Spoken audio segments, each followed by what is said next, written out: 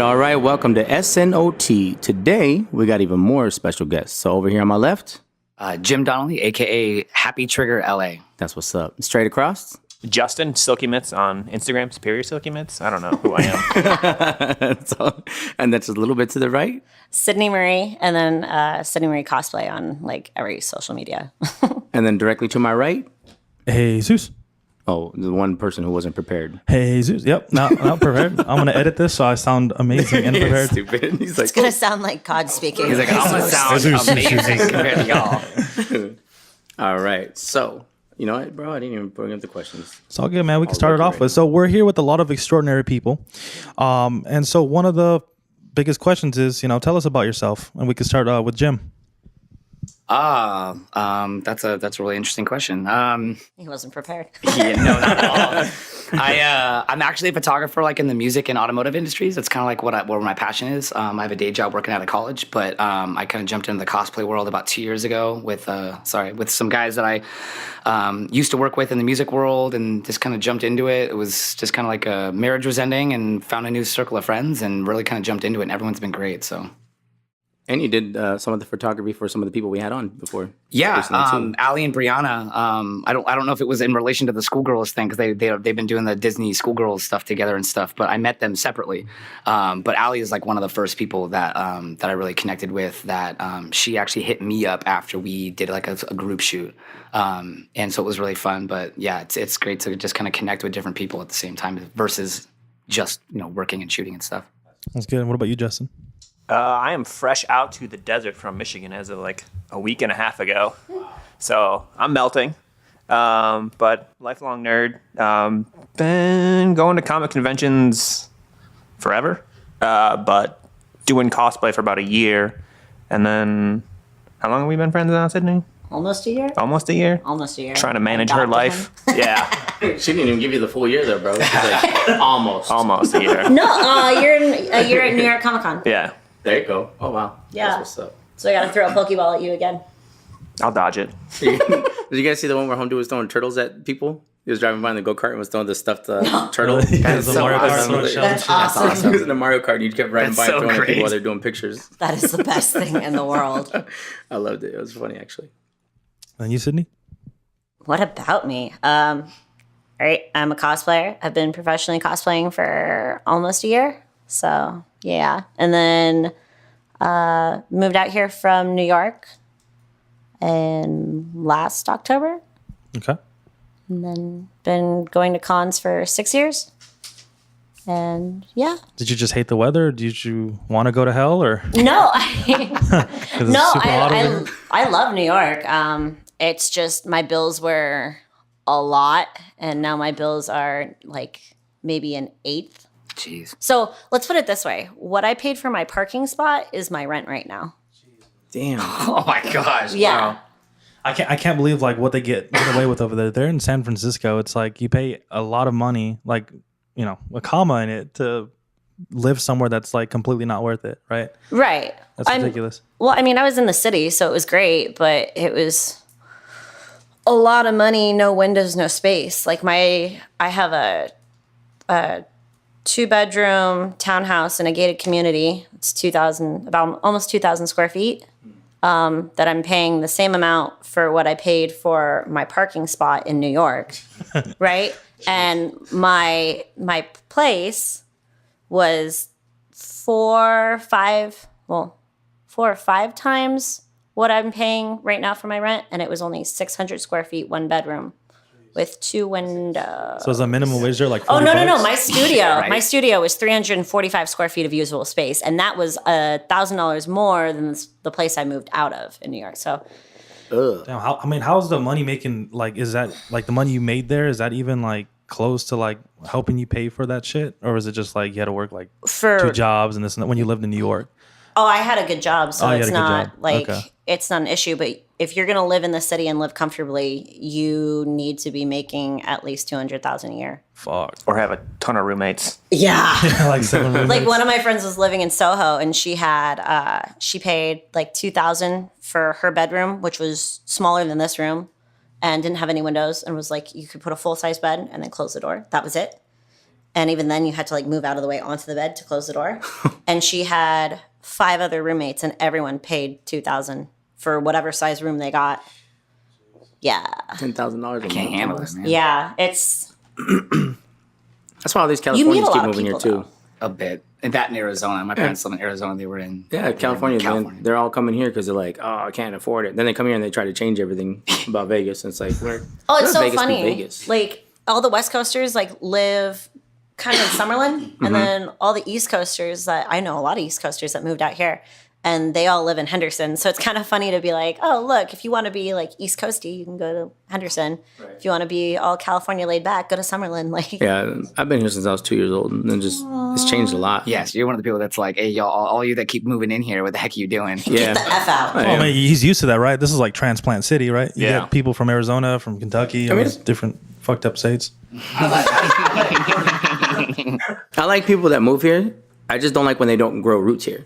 You know what I mean? It's like we get used and then they just done with you. It's Well, they like, just want to come here and change everything. Right. Like, well, you could come in here and like enjoy the place that you moved into. Right. Not try to make it like LA exactly. light. Like, Exactly. Yeah. And usually LA people are the ones that try to change everything. People from San Diego and like San Francisco, down, like they're so cool. Oh yeah. But LA people, like they just have this like, I'm from LA. I was like, get They're out of here, bro. so Like, nobody cares about you. Yeah. I don't like LA people. See? That's I what mean, I'm saying. it's not. I like some people from LA, Right. Some, but yeah, you for can. the most part, most people that I've met are very like fake, or they put on this little facade, and you're just kind of like, I just want to slap you just so I can see how you really act. Like Exactly. that's it. So I guess I don't count inside of that. You know, you're normal. You're fine. I also You're think fine. I don't know if I get to officially call myself like from LA next year, because like, so I grew up in the Bay Area. I lived in the Bay Area for 12 years. Then I lived in the Central Valley for like another 10 years, and then I moved down here for college. So I've seen the breadth of California, but like I'm almost finally where I've lived in Los Angeles longer than I lived anywhere else in California. So I was like, you have to have been there at guess least 5 years to be able to call yourself from there. That's what I was told. Sure. I mean, I get that. I mean, this is like arbitrary rules anyways. But for me, I'm like, I'm born and raised in California. Where have you lived the majority of your life? Well, if I've lived in 3 different main spots, then that almost is the majority of my experience in California. And what about you, Justin? So how's the change coming from Michigan to here? Like, I know the heat, but I mean, what was the biggest, like when you got here, like what was the biggest thing to be like, to get used to? The heat. This is your first summer, right? Like you said just a couple weeks ago? Yeah, so I just drove in, I think, a week. It's like a 40-hour was drive, right- a week and a half ago. Oh, shit. before So AX. so this is really like legit, like your first, okay. Yeah. Damn. Wow. All right. Well, welcome. Yeah. I mean, welcome. No, I'm just kidding. Moved into my house, came home to a break-in, so that was cool. Yeah. Oh, really? break-in. Well, at least there was no squatters, bro. Yeah. Squatters, I don't know, man. Squatters are the worst. They can they have legal help sometimes. They But wouldn't they have legal squat so help? long. Yeah, it's if you're there for like ridiculous. 30 days, Yeah, you can't kick them out. And also some people like they use them, right? They're like, okay, these people like just clean up and like, you know, mow the lawn and shit. They let them sit there. There are more houses than there people are, I believe. So it's like it's ridiculous to think that they get away with that shit. It's crazy. That's why I It's care. like why are some people paying a mortgage? Why not just go squat Just somewhere? go squat. Right? I worked in the mortgage industry right out of college, right before the economy tanked, and so I knew from that like Vegas was, especially like Vegas, but like Nevada was like one of the places that a lot of places were building. It was also a place that got hit really hard, but again, like the properties were still built, like the houses are still there, so people are gonna find their way around it, I guess. They're selling quick now. Like, I was Yeah. looking Oh at yeah, houses I mean and with they the were- NHL coming here, and then with Raiders. the Raider Raiders coming Nation. here, Yeah. and then apparently quality fans. they're doing a basketball team at some point. Yeah, that's what they've been talking about, but They said they broke ground for arena.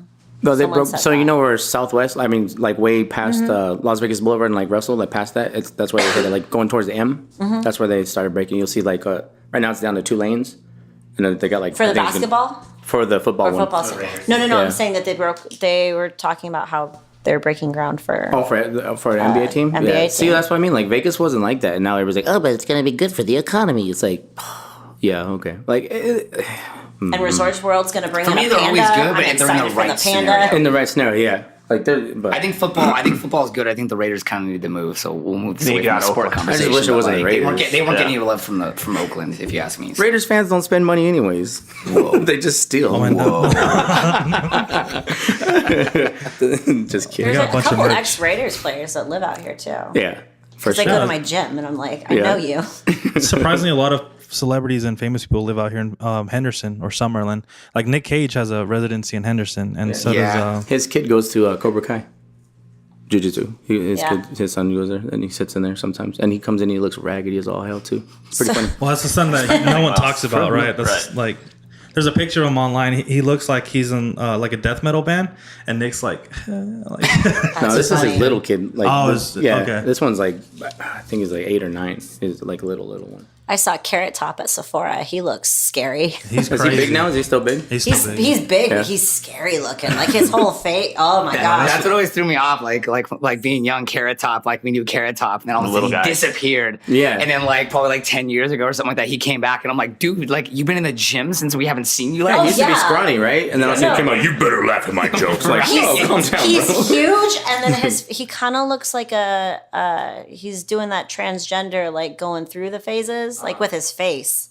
Just it's so much done. Pulling the Michael Jackson off, huh? It's worse. For me, it was always like his comedy was always the kind that like, you know, like ragged on people. So Right. like you kind of have to hit the gym with that, or else people will come at you. He learned his lesson. And then Jay Cutler works out at my gym, the bodybuilder. Yeah. I was all excited because I saw him and I was like, He's really cool. He's actually really cool in Oh, no, person. he's hilarious. Yeah, you met him? Yeah, Yeah. he's dope. Like when I did security, you know, when they do the Mr. Olympus thing, he Yeah. was there all the time. And he's really cool. He's actually really down to earth. No, he's funny. They're like, you look like Jay Cutler. He's like, nah, I'm way hotter than Jay Cutler. You are Jay Cutler. Yeah, you look like me. That's hilarious. You good over there? Yeah, but going back into it. So, what got you into cosplay, Sydney? Me? Everything. How do I answer this? Okay, so like I grew up in theater, so putting on costumes and stuff was always kind of my life, like being in character, doing all that stuff. And then grew up watching anime, reading manga, and Batman, everything Batman. I love Batman too. Yes, Yeah, Batman is life. I like Batman better You than can't Superman. like, yes, no, Batman is life. Batman is secretly like an emo Iron Man, but he is life. He's like the flagship of DC He's- as well. That's a good metaphor, actually. It's not He's bad. life. He's so life. But yeah, and then I didn't really know anything about cons and stuff. I went to high school in Denver. Okay, that's where I was born. Yeah? Uh-huh. Okay. So my dad was a football player. My mom was a cheerleader. They're super preppy, awesome. I was like in anime club and honors choir and theater. And my brother and sister are both jocks. And I'm like, weird. Hung out with the goth kids. And they didn't really know like anything about it because they were never part of that. And my mom, the only thing she ever read was like Archie, which is kind of hilarious because she's got dark hair and looks like Veronica, and my dad has red hair and looks like Archie. So I'm like, you lived out your fantasy. I know you did. But so when I moved to New York, I had a friend that was like, hey, do you want to go to New York Comic Con? And I was like, wait, there's a Comic Con here? Like, yes, I want to go. So I went and I dressed up and I was kind of hooked right after that. And that was 6 years ago. What'd you go dressed up as? My first one, I can't remember. I think it was Mortal Kombat. Okay. Did you go Scorpion? No, it was Sub-Zero. what is it, Miliana? Melina? Melina, there you the go. one with the Yeah. the- The purple one? No, the pink one. Well, pink, yeah. Yeah. Yeah. So It's on the Blue is spectrum. Katana, yeah. They're like sisters. Or The two something like sisters, that. the one that when she takes her thing out, she's like, Yeah. Yeah. no, Yeah, so Melina. I did her, and then I think I did a Harley that year too, but I can't remember which one was the first one. Did you guys go to the one out here just recently? I did. Yeah? I went for a day. We went on Sunday, right? Yeah, we went on Sunday. Okay, I went on Saturday. You just missed us. I know. I was killing Spider-Man. It was awesome. Did you go dressed up? Yes. Yeah, what'd you go as? X-23. Did you see Logan?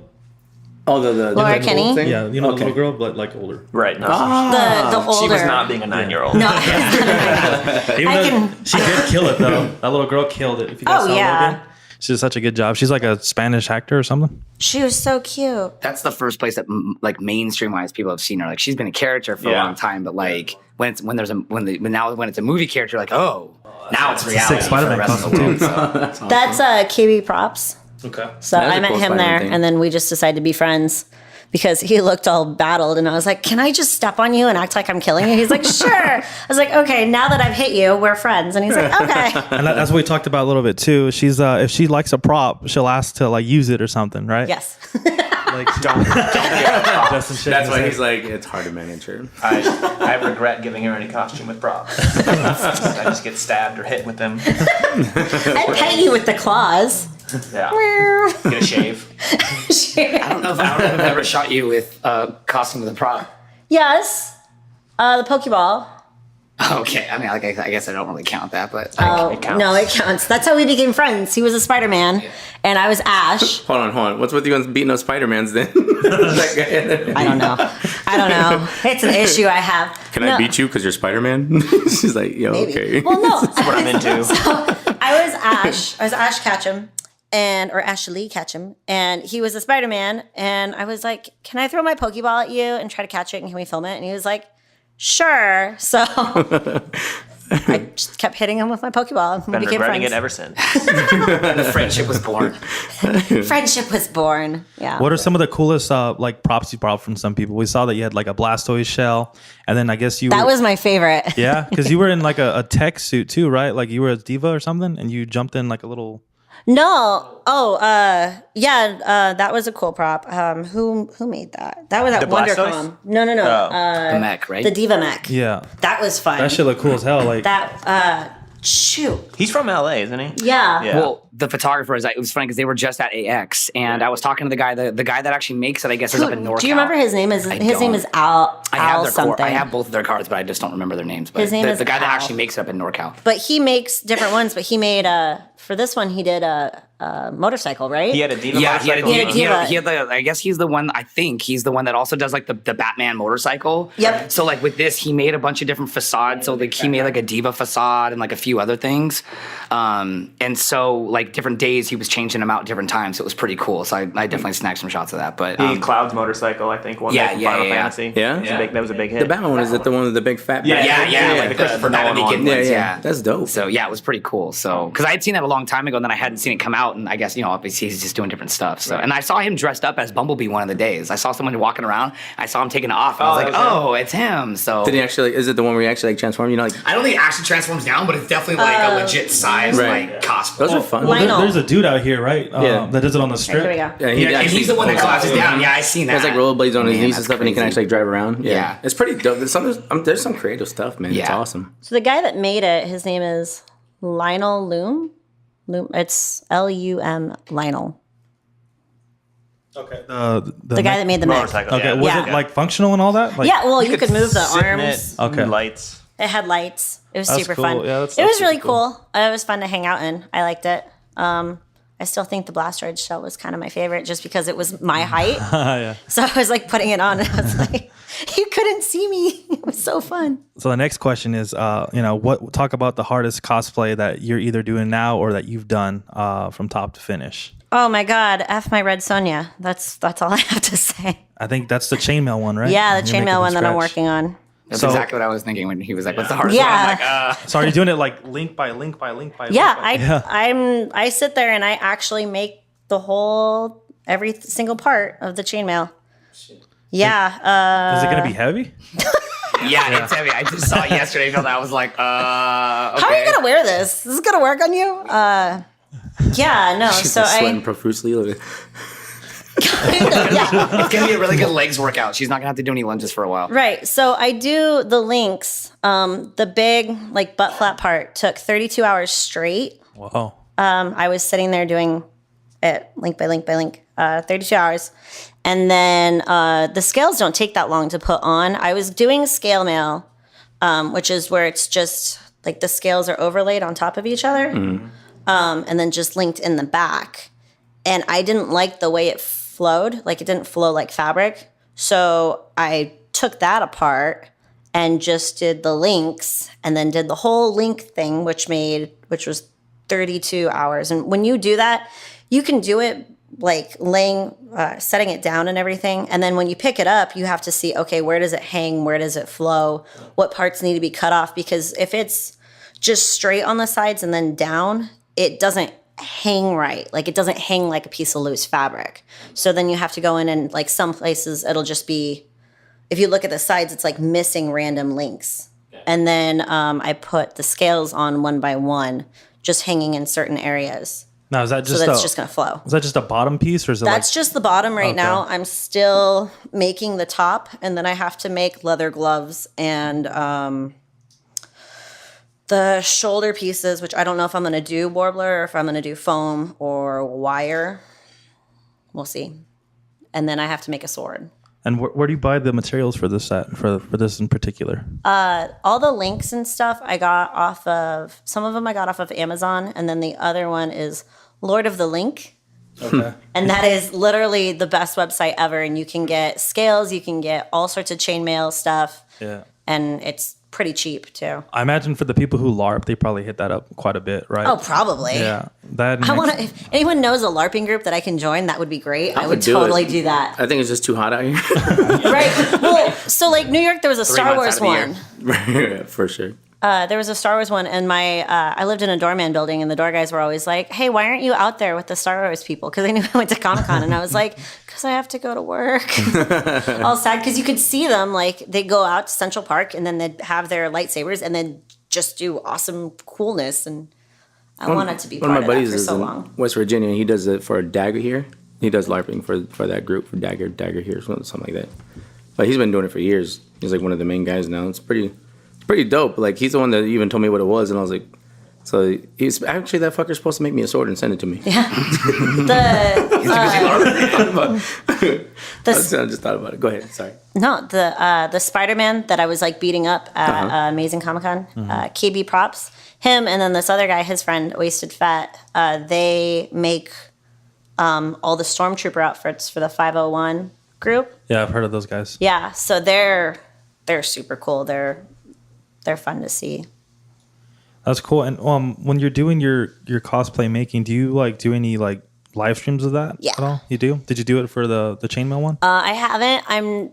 I'm setting up Twitch right now because I want to finish it on Twitch. So, but my audio and everything is going, but my video is not right now. So I have to figure out why there's that disconnect. I was playing with it today, but usually, and I did do some of it live stream for the other part, but it's Instagram live stream, and you can only live stream for so long, and then it's like, goodbye. You're not allowed to do this. You're like, oh, sorry, guys. I only have 2 minutes to say I love you and goodbye. So. Yeah, that's crazy. I just imagine like having a time-lapse video of all that happening, because Lego does it to where like they build a coliseum like from start to finish, and just to watch it, it's like 10 minutes, but it's just so pleasurable watching it, like, you know, right, little by little. It's super cool. So I could see the attraction in that. So, you know, y'all been cosplaying, and obviously that's how you guys met. So, Justin, so you're her handler. Now, what does that mean? She doesn't have a brain. So it's a lot of time management, making sure she needs to be where she needs to be at the right time, interacting with other people. If she's busy shooting, talking to other photographers, handing out information, setting up different photo shoots, making sure she's getting to the con, making sure the tickets are purchased for the con. Yeah. So would you be like an agent? Kind of. It's more like being a glorified babysitter? Yeah. Really what it is. Holding the cell phone. A lot of holding. A lot of holding stuff. Do you have any other cosplayers that you do that for, or is it just her? Not unless we meet up with friends that are there. And then they're usually like, oh, I'll set my stuff down. I'm like, no, just hand it to Justin. Because generally it's just us when we go to conventions, and then if we meet up with people, if we're in a group, then you kind of pass it around. So sometimes I'll run away and we'll have someone else hold their stuff for a while. It's really funny. I'll be like, he'll run away to like go get an autograph or go pick up something like the exclusive pop, or go see a cosplayer that do the dirty work, like that he's you know, friends with or whatever.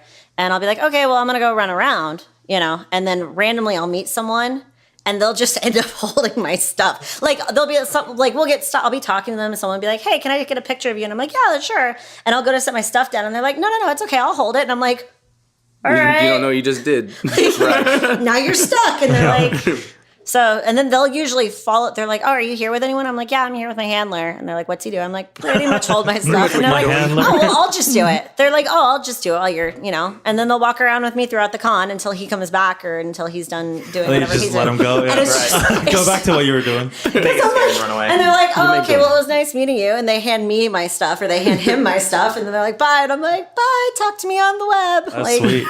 It's super awkward and hilarious because I'm like, "I guess I've adopted you now. Welcome." That's kind of cool though, because that's just how they are though. Like, you mean like Right. when you go, like everybody's chill. Yeah, everybody's super sweet, but it's always kind of surprising to me how many people will be like, "Hey, I'll hold your shit for you." I'm like, why?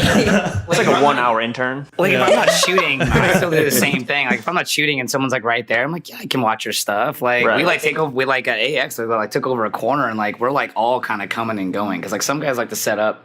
And I like to roam, and so it's just kind of like, all right, can we all just help each other out? And so certainly the cosplayers kind of jump into that too. So When it comes to that, when you go to cons, so do you go there specifically to shoot people that you've talked to previously, or do you go there trying to find new business? I'd say it's a little 50-50. I mean, I don't like to set up too much. I feel like it just kind of bogs things down, and the schedules never really work out. No. And that's not like resentment. It's like it just happens. Like I might run into someone might find me. The same thing might happen to them. So a lot of the people that I like to shoot with on a regular, I know Allie's like that. She might set up a few things where I'll say like, "Hey, around this time, can we do stuff?" But then there are like new people. People that I don't know, that don't really seem to be in the circles that I do stuff with, but I know people that have shot with them, that I'm like, "Hey, do you want to try to meet up?" And then maybe set a time, but it's more like, "Hey, I'm going to be around here. Let's try to link up." And so then you're just like texting back and forth trying to figure that out. Yeah. What kind of gear do you usually use for shoots like that? I bring kind of a limited setup. So I have a 5D Mark III and a 6D. My 6D has been carrying a lot of the load as of late.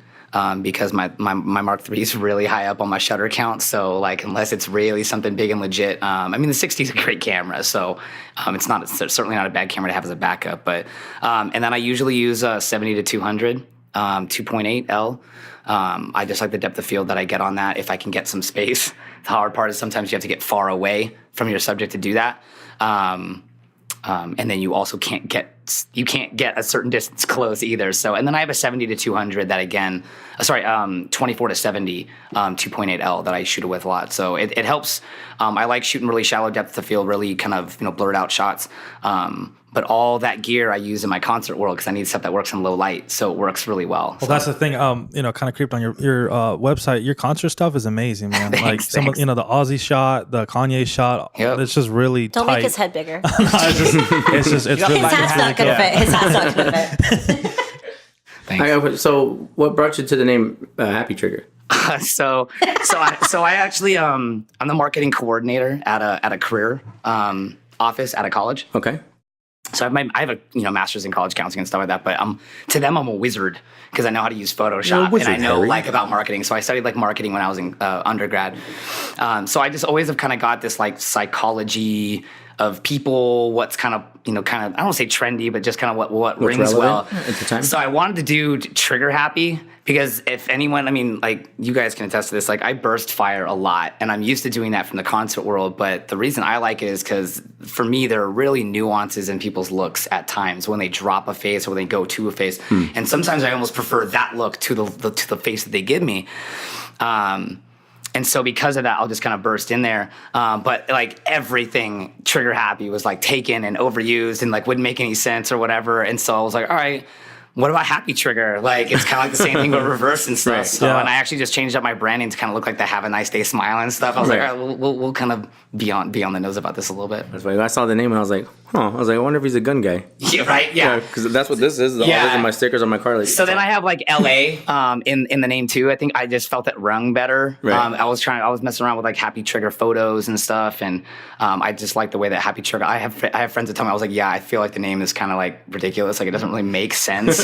But they were like, it sounds good. No, I was it's like, I good for know, right? photography. It just sounds ridiculous. Are you going to change it to so- LV now? Well, change every time I'm in a different town. It's like, hey, we're changing for the weekend. And then all of but a no, sudden your name is taken. Yeah, Oh, right. someone- yeah. Someone goes and scams on my LA one. So, but it's helpful because I've had people go oh, you're based in LA? Why, yes, I am. You can see that in my name. So That's good. Yeah, because a lot of people because like how we talked about, it's like really tight in LA. So they usually don't like to mess with people outside of LA. So to know that, you know, it's kind of crazy. I've got a lot of people in Northern California that I've been wanting to shoot with because I'm from the Yay, but it's just hard for me getting out there. I really only get there a couple of times a year, and it's usually for music festivals. So like I really wanted to go to Fanime. Uncle of mine owns rents out and leases out a studio space like blocks away from the convention center. It would be super cool. It's always the same time as Bottle Rock up in Napa. And I mean, concerts are like where my heart is. So like it's really, really hard to kind of do those two. So that's crazy. So Cosplay at the concerts. Well, I mean, like cosplay at the concerts. I'm like, yeah, but just bring people. Just bring people. Just bring people to cosplay. I'm just always concerts. Peter Parkering, I guess. Oh yeah. The go-to. So overlooking everything, we had talked about when you first became a cosplayer, there was some things that were like back and forth in your mind, like, you know, someone had directed you, you know, in a certain way. Yeah. And that Justin basically came through and told you a different way. Yeah. So can you kind of talk about that? Okay, so I got in cosplay, and I had this one friend that was really, really fun to like go to cons with, and I was asking, you know, and I'd see all the pro cosplayers or whatever, and I was like, oh, you know, how do you get into this fully? Because I'd always had that kind of like I want to get into it. This is so much fun. I love making costumes. I love doing this. How do I make this my life? Right. And he was like, oh, you have to be a cam girl. Oh, you have to do porn. Oh, you have to do this. Like, you pretty much have to be naked to be able to do this. And I was like, well, certain people don't. I don't understand. He's like, yeah, but that's only because of whatever. That's one of a few. Most people you have to. Yeah, most people you have to pretty much do porn. This guy sounds like one of the dudes like in LA where they're like, oh, I have a studio Right. in my apartment in this Right. back alley. When Right. Come sit on this couch. yeah, I think that's... We'll help you go far. We'll help you go far. Yeah. So it was always just it was like, all right, whatever. I guess I never am gonna do Right. this, you know? That's sad day for Sydney. So then last year I went to New York Comic Con again. And he's still like, oh, you have to do this, you have to do that. And I'm like, okay, whatever. So I showed up and I was Poison Ivy, and I just got bombarded. Like, I didn't enter the con. Took me almost 3 hours to enter the con. And so Justin and I had already met like the day before. So he just kind of started collecting business cards, grabbing my stuff, and then just passing out my info to people. And then after, like, that Poison Ivy just kind of blew up everywhere. And then after that, Justin's like, hey, you know, is this something that you really want to do? Is this something you want to pursue? And I was like, yeah, but don't I have to do this? Right, what I was told. right. And he's like, no. Yeah, exactly. See? That guy's an idiot. No. When I just look, I was like, looking, I'm like, the fuck? Yeah. So then he wrote me like a business proposal and was like, these are all the cons we're going to go to. This is everything You that should we're put going that to guy on do. blast, like, for real. That's a douchebag move. It You know what I is a douchebag No, it is. I mean, because then but- other girls might go and they're going to fall victim to that guy. And he's like, you know what I'm saying? It's a Yeah, fucking but douchebag. he's not. We've been friends for years, and I don't want to. I don't want to do. Oh, is it actually like a friend of yours? Yeah, he was a good friend of mine. At least put the hooks in on him one time. So he's done some shit that I'm like, I just sorely kind of hate him Right. for certain things, because I don't know if it was like I don't want you to get famous and then I'm not going to hang out with you, or I don't know, like, I don't want you to get this into your like career because then I'm not going to be your friend anymore, or like I would leave him for, Right. you know. So I don't really know what his thinking was on that, but it's just really, really, really frustrating, because it's like, you were a good friend, and why would you say something that you know wasn't true? You know, or maybe he didn't know it was true. People you know? have gone that route before. A lot of people do have, it, and but that's yeah, you don't have that's to go great. that way. Like Vera Bambi, I'm sure. is a There's- cam girl. She's amazing. She's gorgeous. So it's like, you know, Elise is a cam girl. She's really pretty. Her boyfriend is Brandon, the guy that makes a lot of the Spidey suits. So like, you can be a cam girl and be a cosplayer. That's not a problem. But that's Like, that's not the only right, path. Correct. right. For sure. Jessica By any Negri is not a cam girl, you know, like One of the bigger ones. she's Yaya Han was not a cam girl. Right.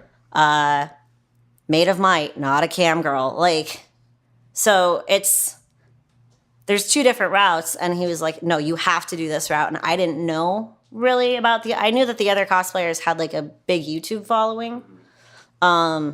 But that's all I really knew about them. I didn't know if maybe they did start out as a cam girl. I knew Negri did not. I knew Yaya did not, but I didn't know about the other girls. You know what I mean? I wasn't going to go like FBI status and creep on them and be like, oh, let me see, where's your porn? Like, hold on. No. Where's your porn? Every girl that's made it has porn. Where is it? Like, right, yeah. I'm like, I'm not going to go like looking for freaking hendo porn. Like, that's not...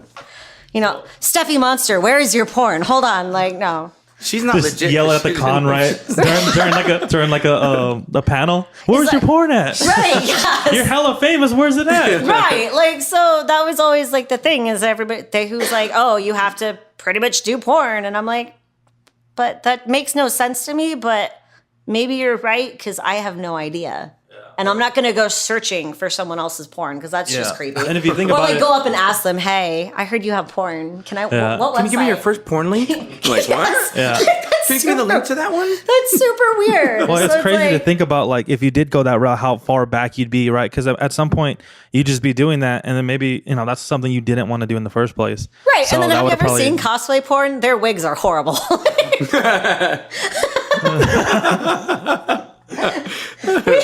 We have a friend that's like a porn Their star. wigs are horrible. No, we have a friend that's a porn star handler, and one of his Well, I wouldn't want to hold that stuff. Fluffers get paid a good amount, bro. I'm done with that. You want to hold it for me? he pretty much he babysits the porn stars when they have events and stuff. But like one of the porn stars did a diva porn, and I guess her suit was horrible, and her like what was it? The makeup was A Party City the makeup outfits was and off. shit. Yeah. Yes, That's what I see. don't I know. see. they don't know. But so, But yeah, so Justin was like, yeah, guiding no, light? yeah, you were my guiding He light. saved you. He gave you the legit. You saved me.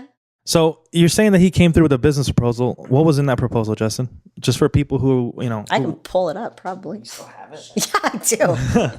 You make one just for so me. you know, when people are listening to this, they're like, "Oh shit!" Like I don't even know where to start. You know, she has a handler. How do you know? What did he do to get her up there? Because you have a pretty good, you know, pretty big following, and you know, I have a secret following. There's people that are like, they don't follow me, but they know who I am. It's like weird. I'll have people that are like, oh, I don't follow you on Instagram or anything, but I know who you are. And I'm like, okay, hi, Thank how you. are you? That's like creeper stats too. Right. No, I love stalkers. Just tell me though. no, Have you ever had them? Like, you know what I mean? Have you ever had someone who's just like, and you're just like, all right, that's enough. not really online. You've had some people at some- conventions that are a Yeah. little weird. Yeah. that's funny. I just got done talking with someone else, and she's like, "Yeah, there's this guy that comes, you know, whenever they have a Yeah, it booth, was called Roadmap to Infinity. roadmap to infinity." I probably wrote that at like 2 a.m. Yeah, I no, need you it to make was one for me. That's legit. Can you kind of talk? Can you kind of talk about that? Just kind of summarize things, summarize points. Right. not this one. Yes, you can read that, and I can ask Jim some questions. Yeah.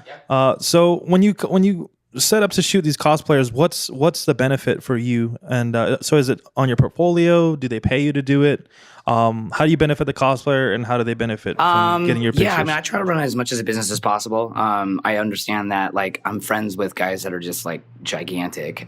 So in terms of that, like, for me, the pay part I think is a little bit lighter, but I also think it's because I'm not at the place where I feel like I'm in demand yet. And so for me, I'm like, all right, well then let's keep working on a portfolio. Some of it's kind of figuring out my craft too, because this is a lot different than the other stuff that I shoot. So it's figuring out like what my style is, which I'm kind of just settling into with a little bit more my composite work. I feel like that's a place that I can kind of shine compared to a lot of other artists, but also to kind of a mixture of kind of doing like real and surreal. Like I don't want to like composite like just stupid crazy stuff in there. I'd rather like, you know, change out the sky and change out certain elements to make it like really, really real, but just kind of like a little too perfect. So, but anyways, in terms of like I guess benefiting the cosplayers and stuff like that, like again, like I feel like there needs to be a benefit on both sides, or else kind of what are we doing? So I mean, again, like I'm not really a big fan of like holding pictures hostage or anything like that. I mean, again, unless we've kind of agreed on something on their end or on my end, that it's just kind of like we're both shooting, we're both gonna kind of use this for stuff, and then obviously like usually when it comes to prints, that's when the ones that are doing it right will be like, hey, I know this isn't something we talked about, let's have that conversation and stuff, but. That's still kind of fewer and far between. So much of it is more just like, social media content and things like that. He's so funny though, because he's like, oh, I don't feel like I'm good enough to be charging people. And then some of his photos are ones that like I get the most compliments on. Yeah. I get that a lot, by the way. Like I have like I zero know you followers, do. but I And have, he's like, ones no, that, no, I'm not good. I have cosplayers that are like this. Like nice. I do this cosplay all the time, and this one like got way more likes than any other stuff. And I feel like it's because my style. Well, that's a composite one, so that's a little different. That's composite. But like some of my other ones, I feel like are just like they're so simple. Like I do have a very kind of I'd say like maybe just kind of a more basic general style. But with that, there's a lot of subtlety to like how I use light and shadows. That was semi on the roof. That's kind of on the roof over at the Anaheim Convention Center. If you go up to the top and go off to the side, it was just as the sun was setting, you're kind of on top, and then there's like a lower portion that's a roof, so that's why you see the roof behind it. Okay, because I was gonna say, it looked like AC units on top of it. Yeah, that's what that is. So we're on like a higher part, and she's just like on top of a stair, Thing, trying like not a to stair fall. railing, trying not to fall over. That's dope. So going back to the business proposal. A lot of it was just trying to get out of our bubble. She was isolated kind of New York, and I was in the Midwest in Detroit. So branching out, let's go to the West Coast, see what's out there. Let's go down south to Florida, Atlanta later this year for Dragon Con. So finding new places, meeting new people, getting new connections, meeting Jim, one of the people we've met, different cosplay plans, what you need to look for, and which costumes you want to do in the future, which ones are going to be popular, what do you like. And then the big thing was how to interact and tie in social media with all the different platforms you need to use, because conventions really like Facebook. It's a little harder to use. Instagram is a lot easier if you're just... A lot easier. Right, you just post a picture, it's easier to interact, but the conventions like to see the interaction on Facebook, because that's how they run everything, is on them, because it's easier for them to organize. So a lot of it tying everything in together and kind of coming up with a plan. All right, this is where we're going to go for the rest of the year. It's kind of our guide map, and then hitting all these shows, meeting connections. Was that your first one?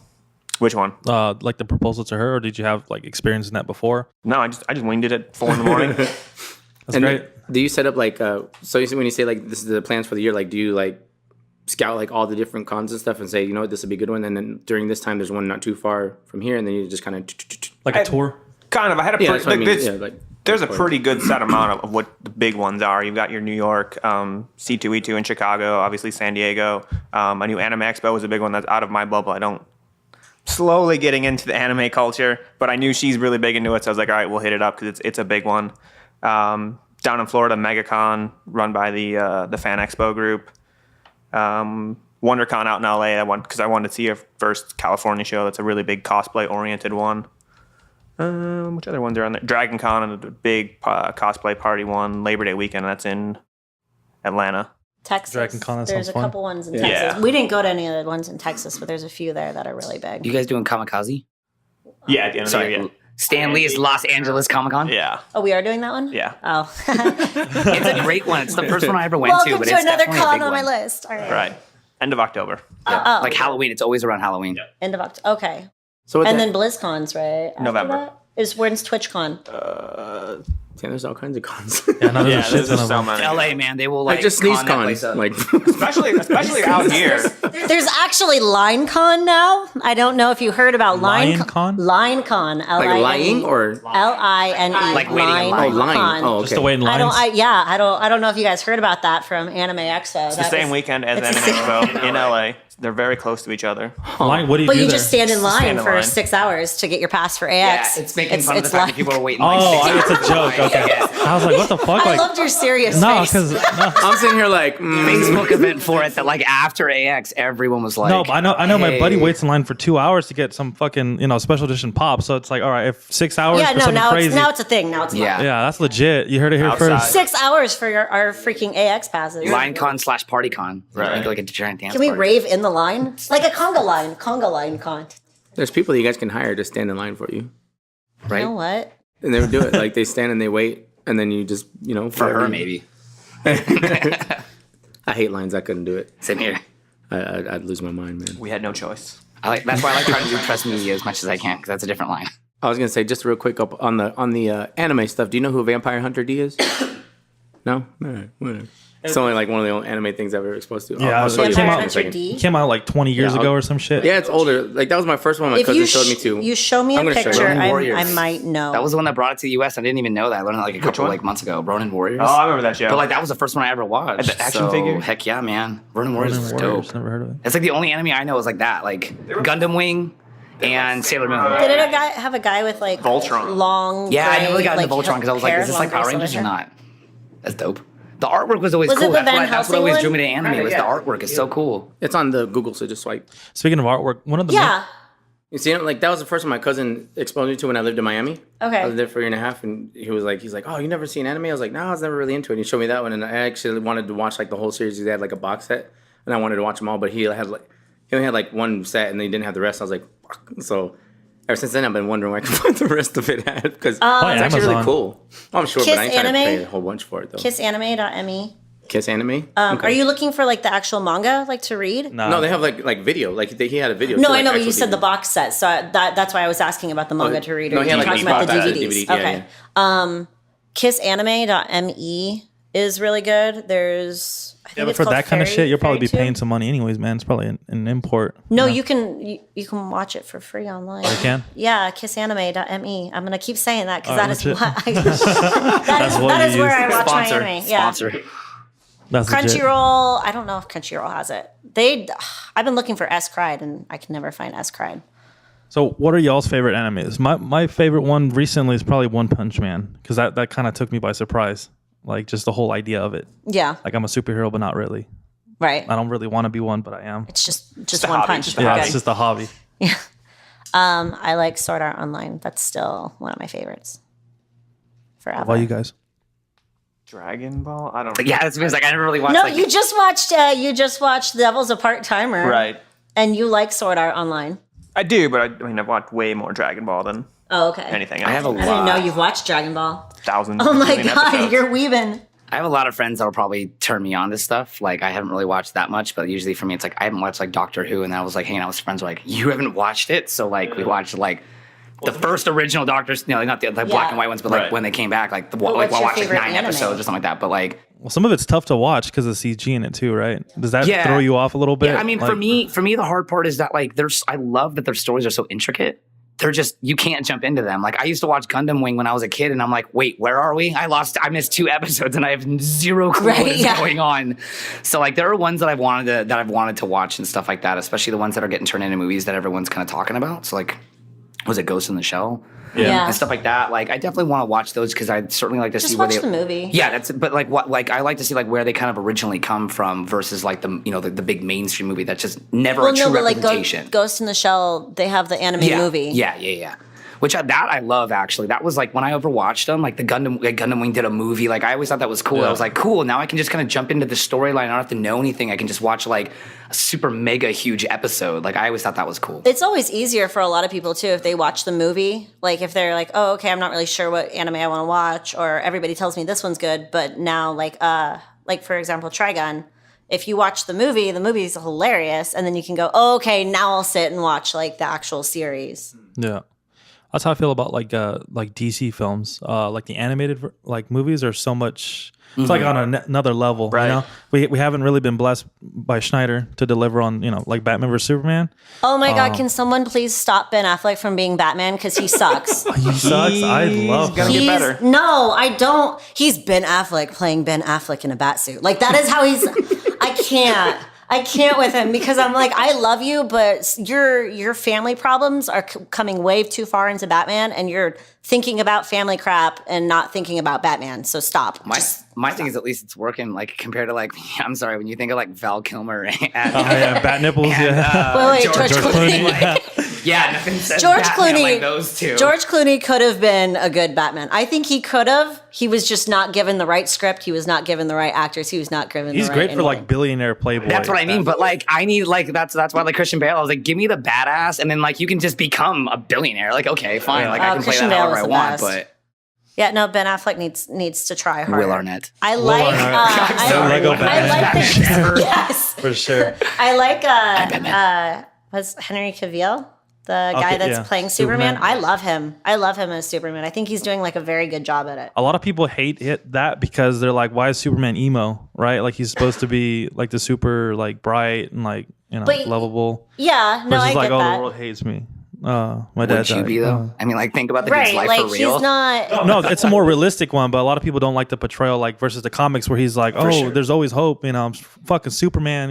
Like He's still got that, but he's kind of got this like it is what it is kind of attitude, where he's just like, you know Little God what? complex. I already know I'm I'm the best, and I already know I could kill you in a second. So, whatever. Well, I like bits and parts of Batman vs Superman because like I love. Oh, how I couldn't watch it. I tried watching on the airplane. like, As soon as the little Batman got picked up by the bats, I was like, I'm done with this. Yeah, this is stupid. yeah. I'm over it. I didn't even try. Yeah. I tried, and then no, because then later on that flight, because I was flying to Germany, so I had a lot of time to try to watch that movie. I went into the middle and I pressed play, and I was like, nope, still can't do it. I toughed it out. I saw it in theaters and I was a little disappointed. And then when it came out on DVD and they had that extra 30 directors. minutes, I was like, you know what? Fuck it. Schneider, Watchmen was okay. 300 was cool. Let's just see what like your vision was. And I saw it. I said, fuck it. Like this didn't add anything to it. I was completely disappointed. That's why being hyped for Justice League is kind of weird, but Wonder Woman did really good. I haven't seen it yet, but that movie did really well. So hopefully It did. The only thing, the thing that concerns me about that, about Justice League is, I saw this like Reddit thread that someone like posted online, and they were like, I don't like the expectation that it's set, that Wonder Woman sets, and they're like, what, strong female characters? And they're like, no, like decent DC movies. I was like busting up laughing. I feel like. They've talked about like they've been done filming in the editing phase and gone back and done significant reshoots twice. That never bodes well for a movie. So I'm not ever one to close the door. Do you know kind of like the history of, I guess, so Snyder's daughter killed herself a couple months into the production. So I guess he said he couldn't do it anymore and he's taken out. And the dude who's been doing like directing the, I forget his name, but he's been doing the Avengers movies now, he's taking over. So, maybe with a little bit of Marvel, it could be good. Might have some magic He might in it. recast Batman. We'll see. With the Marvel, I'm sorry. the Marvel one just He's already Ben in the Affleck, trailers. I recruiting the love rest you. of the I team. love you as an actor, but you suck as Batman. Like, You know please that- just fix that. Yeah, He's but like you're a- making a partial judgment. You've only seen half of a movie. No, I tried to watch Yeah, the you don't Batman like movie that with him in like it too. half. I couldn't do it. Well, he's There is coming no out with this- Batman movie. Oh no, He's that coming I out with a did- I solo tried to watch series, though. whatever. It should be kind of cool. Come with a solo Batman trilogy. No, I I think. tried so hard to watch that movie. I just could not. I also like the new Alfred. I think that dude did a great job, too. Oh yeah, Jeremy Irons. Yeah, he looked I real mean, good. he's great in like a lot Jeremy of stuff. Irons but cereal.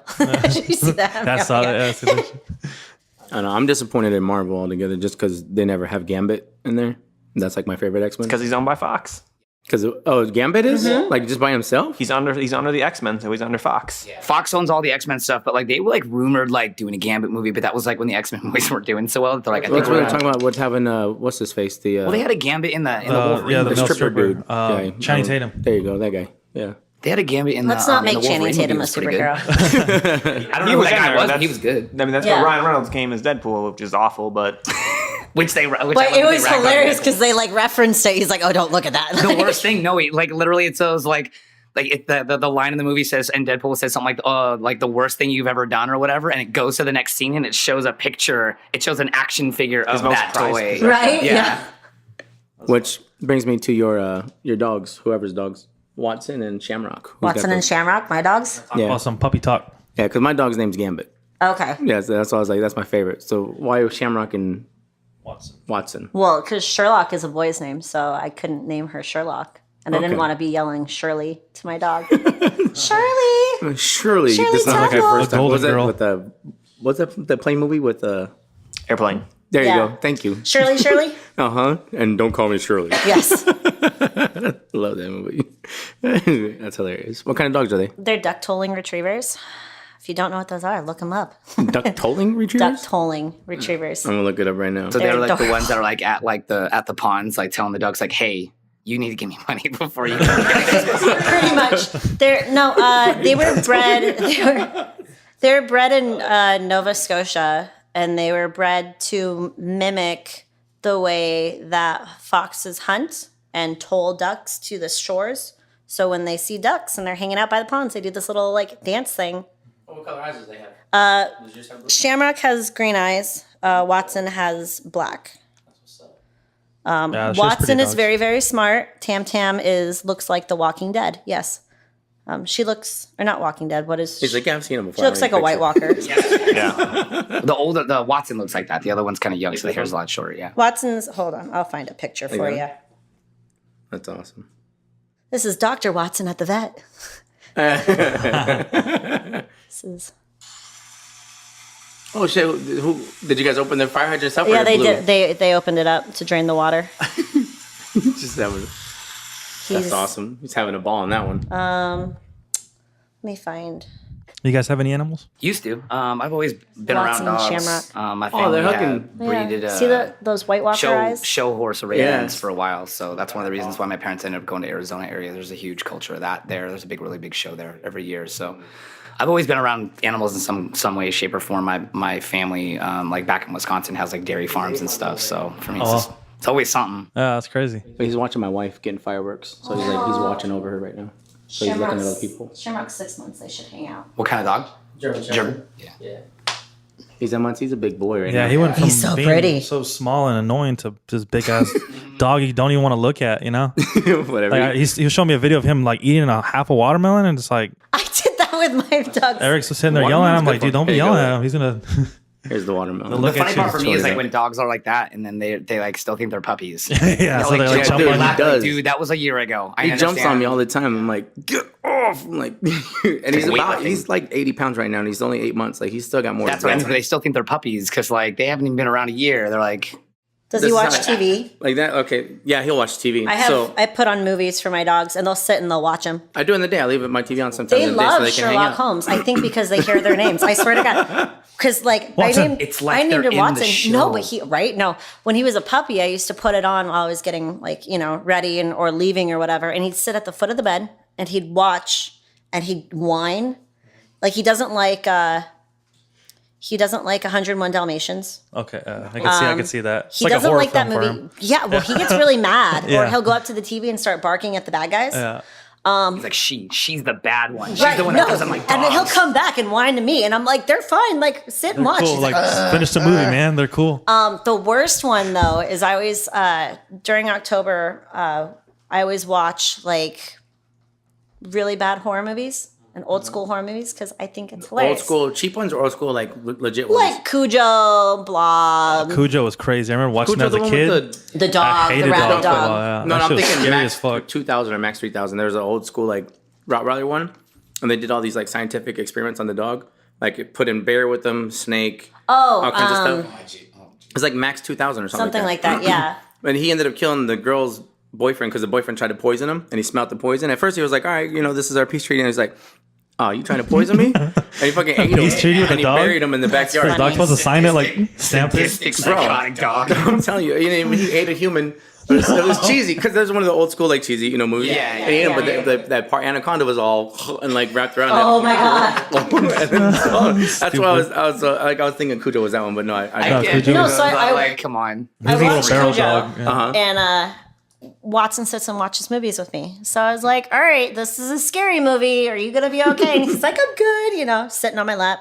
And then so we sit and watch the movie. That night, he could not sleep by himself. He had nightmares. My dog was terrified. And I was like, oh my God, I'm so... Because he'll watch Scream, he'll watch Saw, and he's just like, whatever, it's people dying. No, Yeah, but now no, he sees a it was dog, it was he's a like- dog. He was like, Humans. He's like 101 Dalmatians that is condoning dog Yeah. kidnapping. I cannot get behind this movie. I just started watching Rick and Morty, And there's an episode where it's a dog that has the helmet on it, so it's like aware of what's going on, and it gets smarter and smarter, and it starts seeing like dogs in the dog show and shit, and all of a sudden it's like in a mech suit, and it's like, hey, so you're gonna put my face in that piss again? You know, just so it's like trying to free the dogs, and it makes more headsets than the dogs they take over. That's like one of the first episodes. Yeah, that's like the second one or something. One. That's funny. Yeah. That's what I was thinking when you're like, it's consciously watching TV and saying, you're like, oh. He will sit there and watch TV. He likes video games too. And he'll help me find, like, I'll be like, all right, who am I supposed to shoot? And he'll go over. He's got like the strategy guide and shit. He's sitting there. Watson's so smart. Shamrock, I call her Tam Tam or ShamWow, but she is not. She's dumb. She runs into walls. She likes to go up to a wall and bite it. She thinks she likes to lick the floor. She likes to eat weird things. She's not.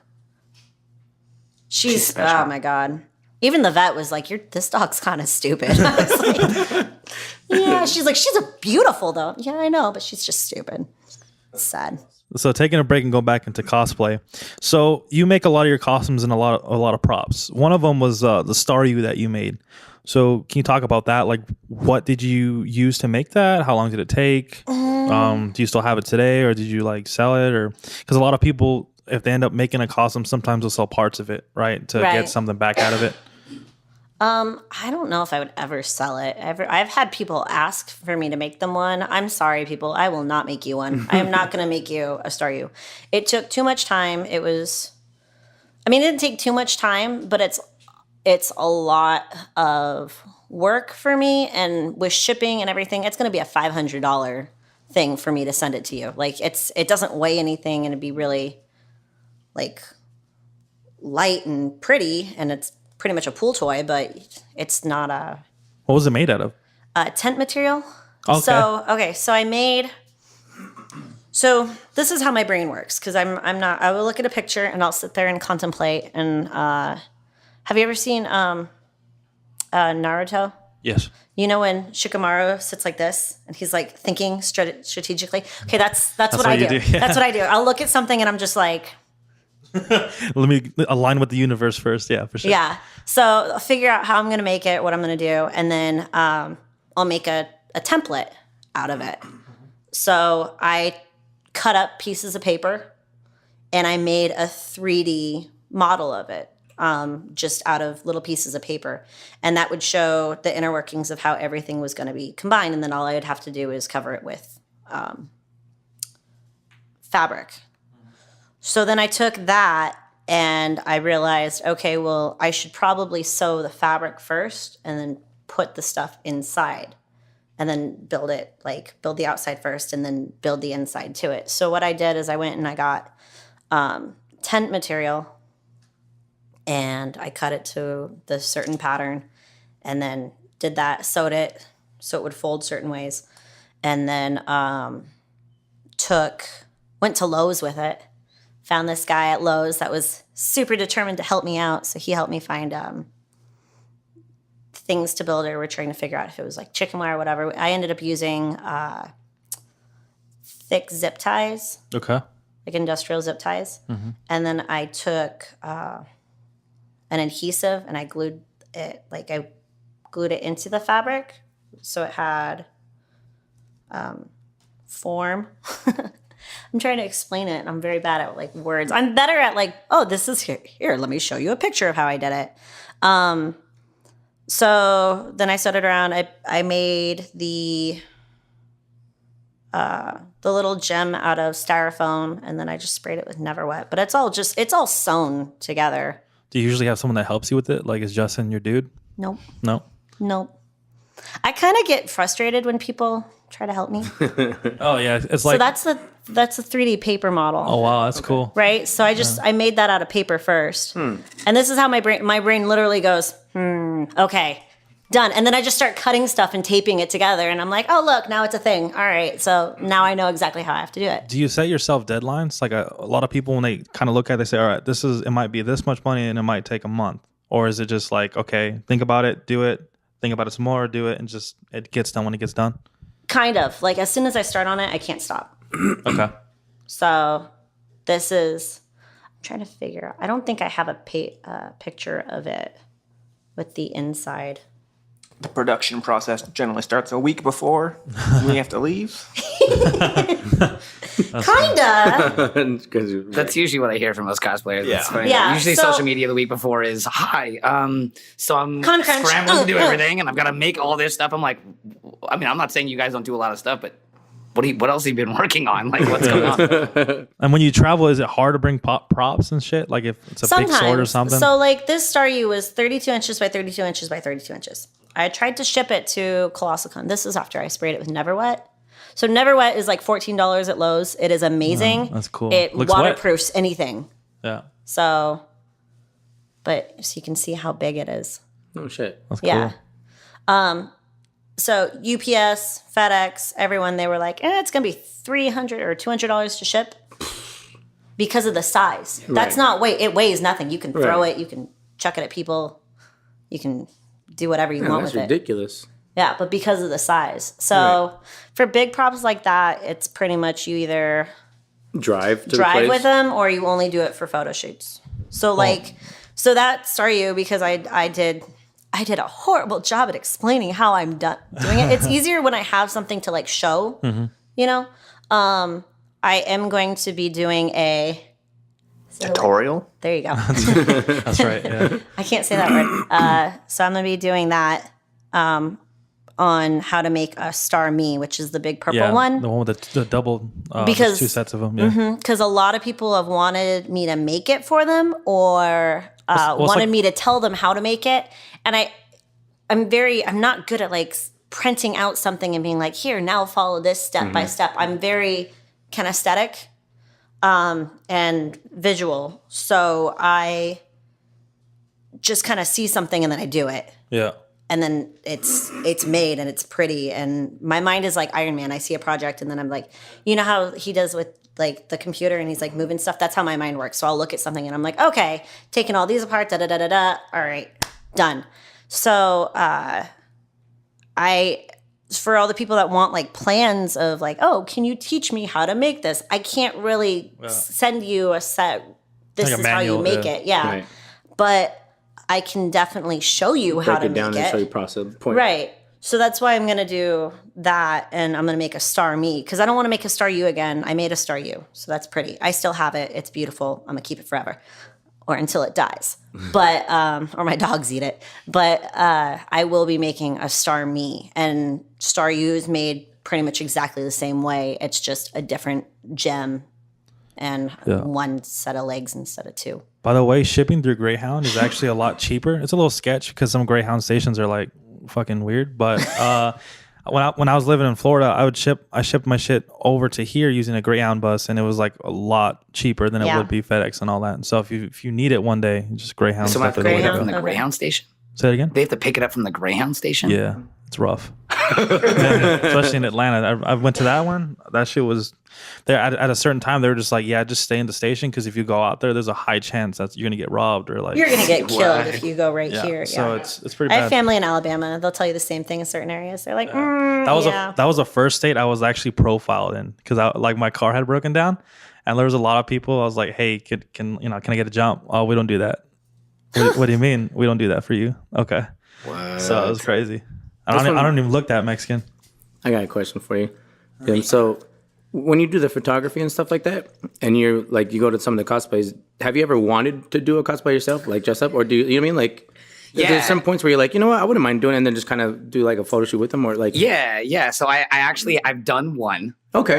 We're possibly in the works for another one. So I was hanging out with some friends and I was at a house party and stuff with a bunch of cosplay people and stuff that my buddy brought me to, and I'll give him a shout out. Sorry, his name's Gil Photography. He's like the guy that like Yeah. Gil is worked me in amazing. Some of everything. his Like shit we had too, mutual friends in the concert world, and he and I just like clicked really well. But like he's like.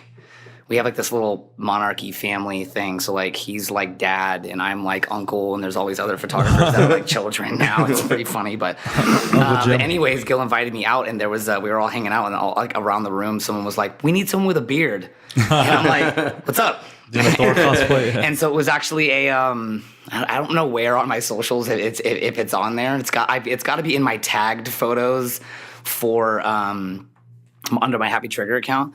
But it was an archer group. Okay. That's actually how I met Brianna, actually. Yeah. She was our Lana, which was fantastic. She's like the best Lana ever. Dude, that and Gamora, she kills it as Gamora. She's like, for she's sure. built for that shit. But anyways, the guy that was the main guy that night, his voice, Dustin, sounds exactly like the actor that plays Archer. Oh, and really? like Bob's literally, Burgers? there is video of me rolling on the floor laughing because he's just saying so many things in Archer. So Gil was putting together this shoot at ALA. And they were gonna we were taking some bar over. That's like basically the con hotel.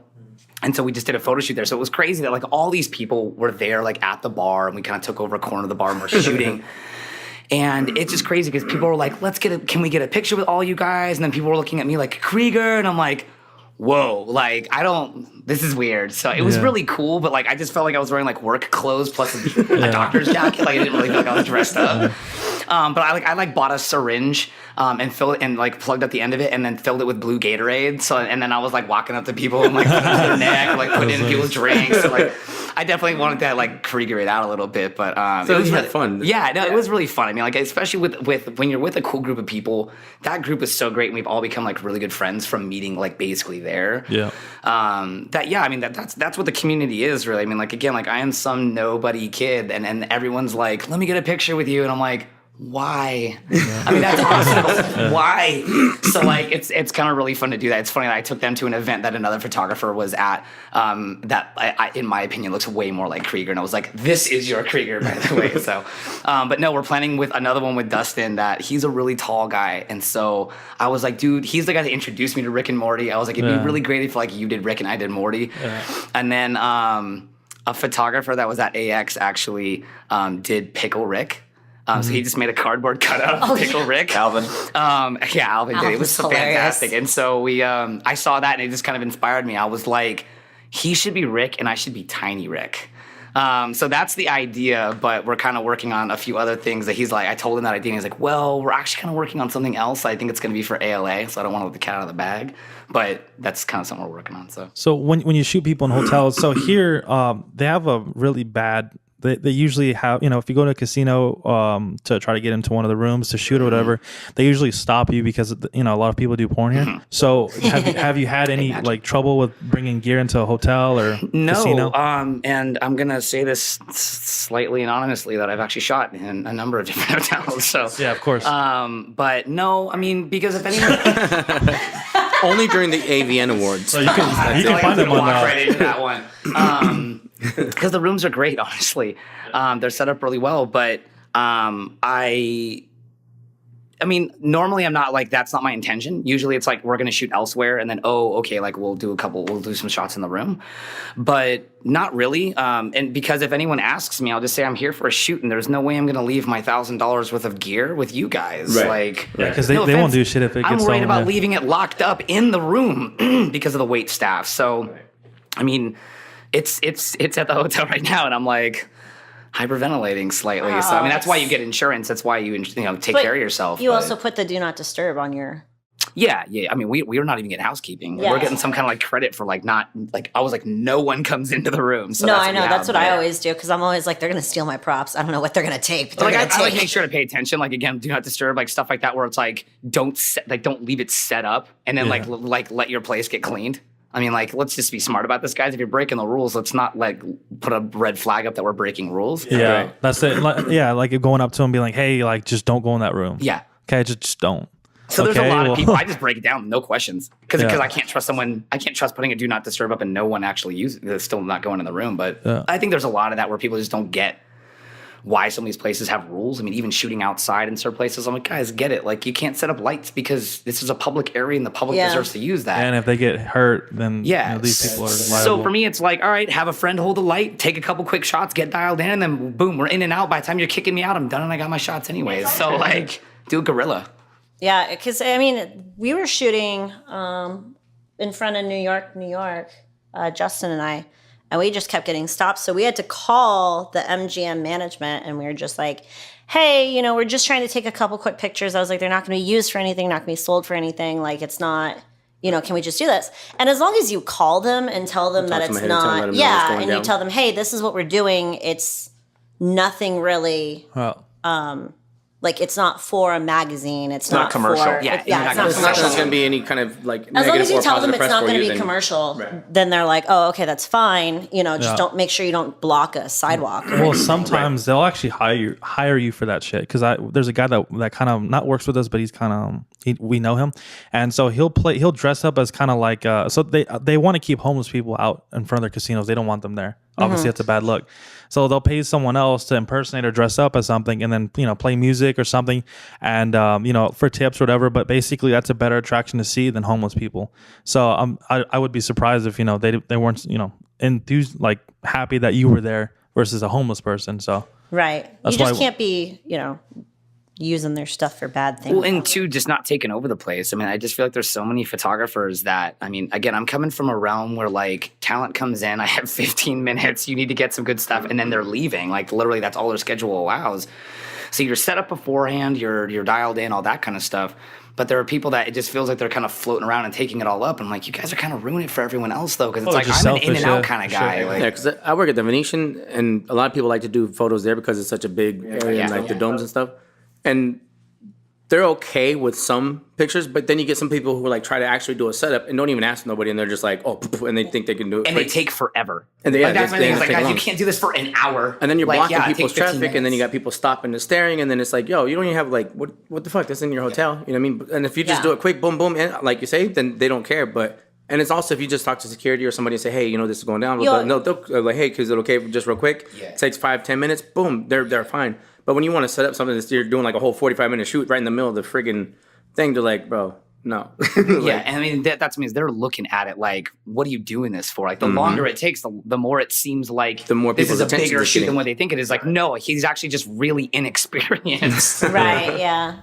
Yeah, it definitely grabs the attention of more people. And the less, you don't want higher ups knowing, the least they know, the better. And I just don't want the attention. I mean, I'm still slightly awkward when I do this. Like, I'll go out to the beach with I did a Wonder Woman, shooting. She's all super confident and stuff, and I'm in my head going, oh, this is fuck. yeah, like There's sand everywhere. I don't want any attention of any kind. So it's But definitely. it's still, if you call the higher ups and you let them know, they're more like, oh, okay. Because then they'll be like, all right, well, if you have any issues, just tell them so-and-so said, and then have them call. Because you call the higher ups and just be like, hey, I just want to let you guys know. Usually a head of security double is check. good. Yeah, or this is okay. the hotel management on duty at that time, that's good. But anything higher than that, you don't really want them to know, because then they get all with like PR and all that other stuff. Yeah, they're worried about the business side correct. of stuff. Yeah. And two, like, again, if that's an outside area, then it's like, well, that's not really a space you can reserve. Right. If it's something inside, they're like, we usually charge people to do this stuff. Like, I'm at the Flamingo and I'm seeing the waterfalls and I'm like, oh my God. And I'm like, yeah, they do that for weddings. So what, you think they're just going to let you shoot there? Yeah. Oh, man, come on. Well, at least you're aware of that, right? A lot of people choose not to be aware of that. They'll just do it, and that's why there are rules, because of people like that. And for Dot me, your it's like, I's and cross your T's before you start shooting. and it's just, it's playing nicely in the sandbox. Like right now we're in the sandbox of the world.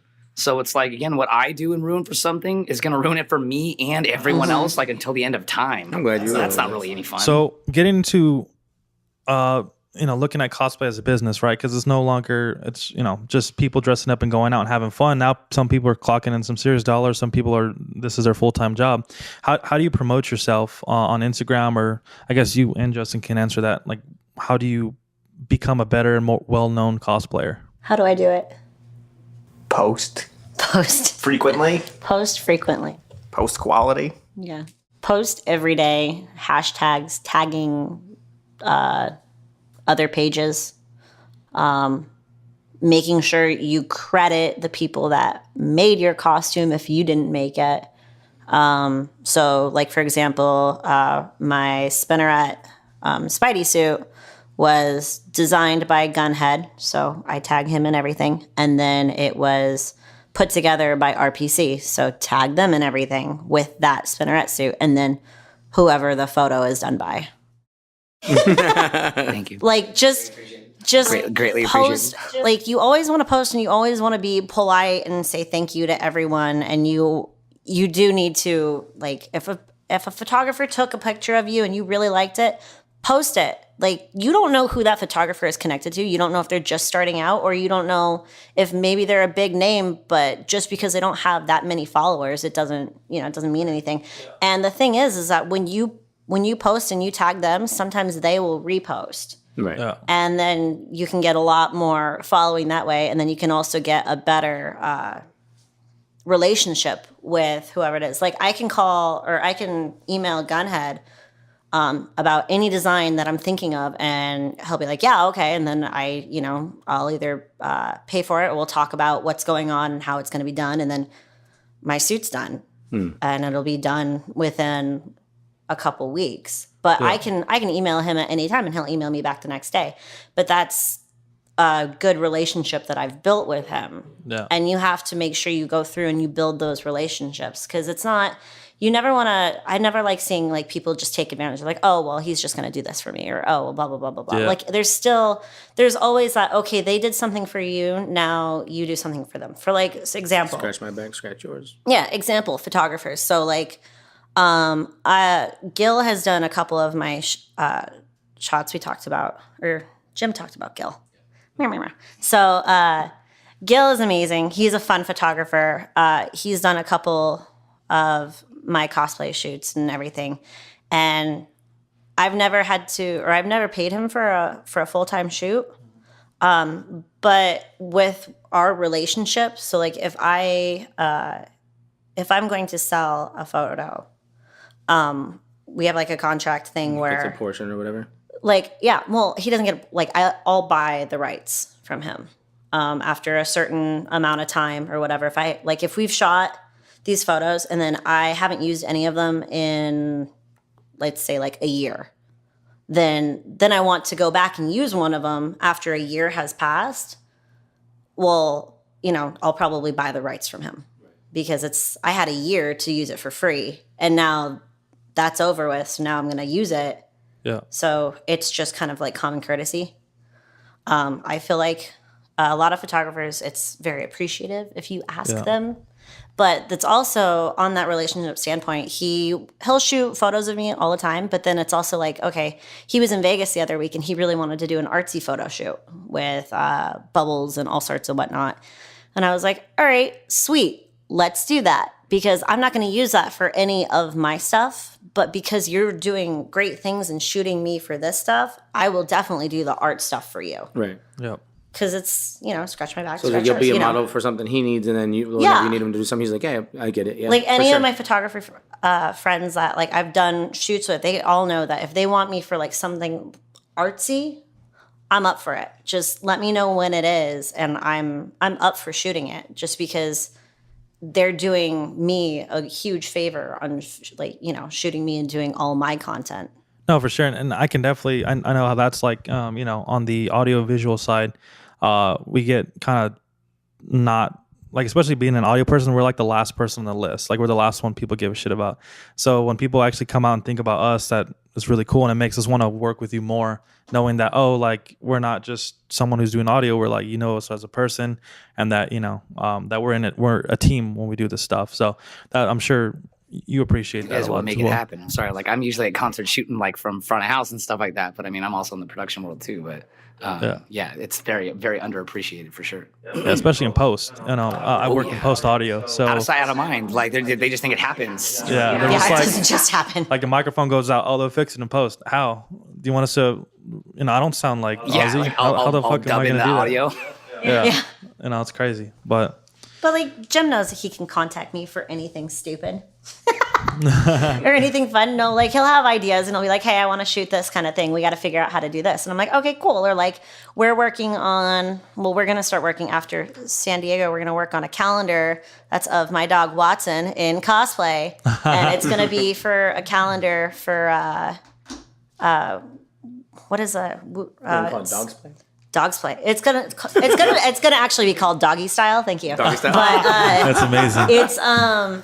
It's for what is the? Do you remember what the thing is called? No. I can't now. I'm blanking on it. No, but it's a nonprofit. But it's a nonprofit organization that takes shelter animals and makes them into therapy dogs for vets. Oh, legit. Oh, cool. That's what's Right. up. So it doesn't have like a huge traction, but it's a big thing. I mean, taking a dog off a death row and putting it with some guy that pretty much just got off a death row. Was about to be on death row by himself or something? Yeah, and giving them a therapy dog to live for, so that they're not committing suicide or anything, and they've got PTSD, and now the dog can bark at the strangers in the dark that no one sees but them. Yeah, because they're both forgotten, right? Yeah, more or so less. it's like animal warriors or warrior animal. I'll find it. I don't know why I'm blanking on it right now, but we're gonna work on that because That's dope. Yeah, I like doing fun projects like that, especially stuff that's going to give back anyways. And that's a big nonprofit for me. I have friends that have served, and I have friends that have dealt with same PTSD, here. and I have friends that have actually done similar projects with like that, where they kind of team up, vets with PTSD and dogs and stuff like that, and I've seen the benefits of it. So it's like definitely one that, if anything, for me, it's always like just bringing attention to it. Like, it's not always about like how much money you're raising for it. It's like you guys didn't even know this existed. Maybe, Right. Oh yeah, especially with PTSD. People, it's talked about, but nothing's really helped, right? Like a lot of the homeless people we see sometimes are war veterans. They just don't know how to function in normal life again. But what's sad is that a lot of the people that have the war veteran signs, like I'm homeless and I'm a war liars. veteran, they're not. Right. They're not a war veteran. Stolen valor. And it's like it's really sad because I'm like, I would help you, but I know you're not. I'd be like, what was your MOS? And they're like, oh, I don't know what MOS is. Right, yeah. Or they have like the wrong war written down. That was my favorite. Is that there was like there was this guy. Like, bro, you're not even in your 80s. Right. No, there was this guy that was like, I'm like, or I was in the veteran or Vietnam War. I was in Vietnam War, right? I have an uncle that was in a great uncle that was in Vietnam War. He has the front of his brain taken out from mustard gas and a missing finger, and he's a little bit crazy, and I love him to death. And he really only talks to me and my grandpa, which is kind of the best thing the front ever. of his brain, isn't that like front of his brain. a lobotomy? Like yeah, so there's there's a huge dent right here, like, and it's kind of funny because he's missing the top of his finger got shot off, which is awesome because it wasn't Trigger him; finger? it was literally just his finger got shot instead of they missed Was him. it his trigger hand or no? Yeah, trigger hand. So he'll go like this. oh shit. It's disappearing in his head. So, but he's at least he's got a sense but of he's humor. right. But I've seen like veterans from Vietnam, and I know that they're off, and it's really sad. And but like this guy was like in his 30s, and I'm like, you were not in unless you were born there. I don't know, but you were not Born in combat. I was raised in it. Yes, right. And I was just like, you're not that. Or like, and New York is the worst because you'll see them and they'll be like, oh yeah, no, you have to go back to my condo because they do. They're homeless for like a full-time job. Or you'll see 7 people with the same dog. It's the same dog, just same keep spot. switching it They out. just switch back and forth. And I'm like, that poor dog has been sitting there all day in the hot or in the heat or in the freaking cold, and you're just sitting here begging for money. I don't want to give you money, but I want to take your dog away from you. The ones in Vegas are bad though. Yeah, they are. Because I offer plenty of people like, hey, dude, like, I'll get you a water bottle or something. I'll buy you breakfast. No, I'm good. How about some cash?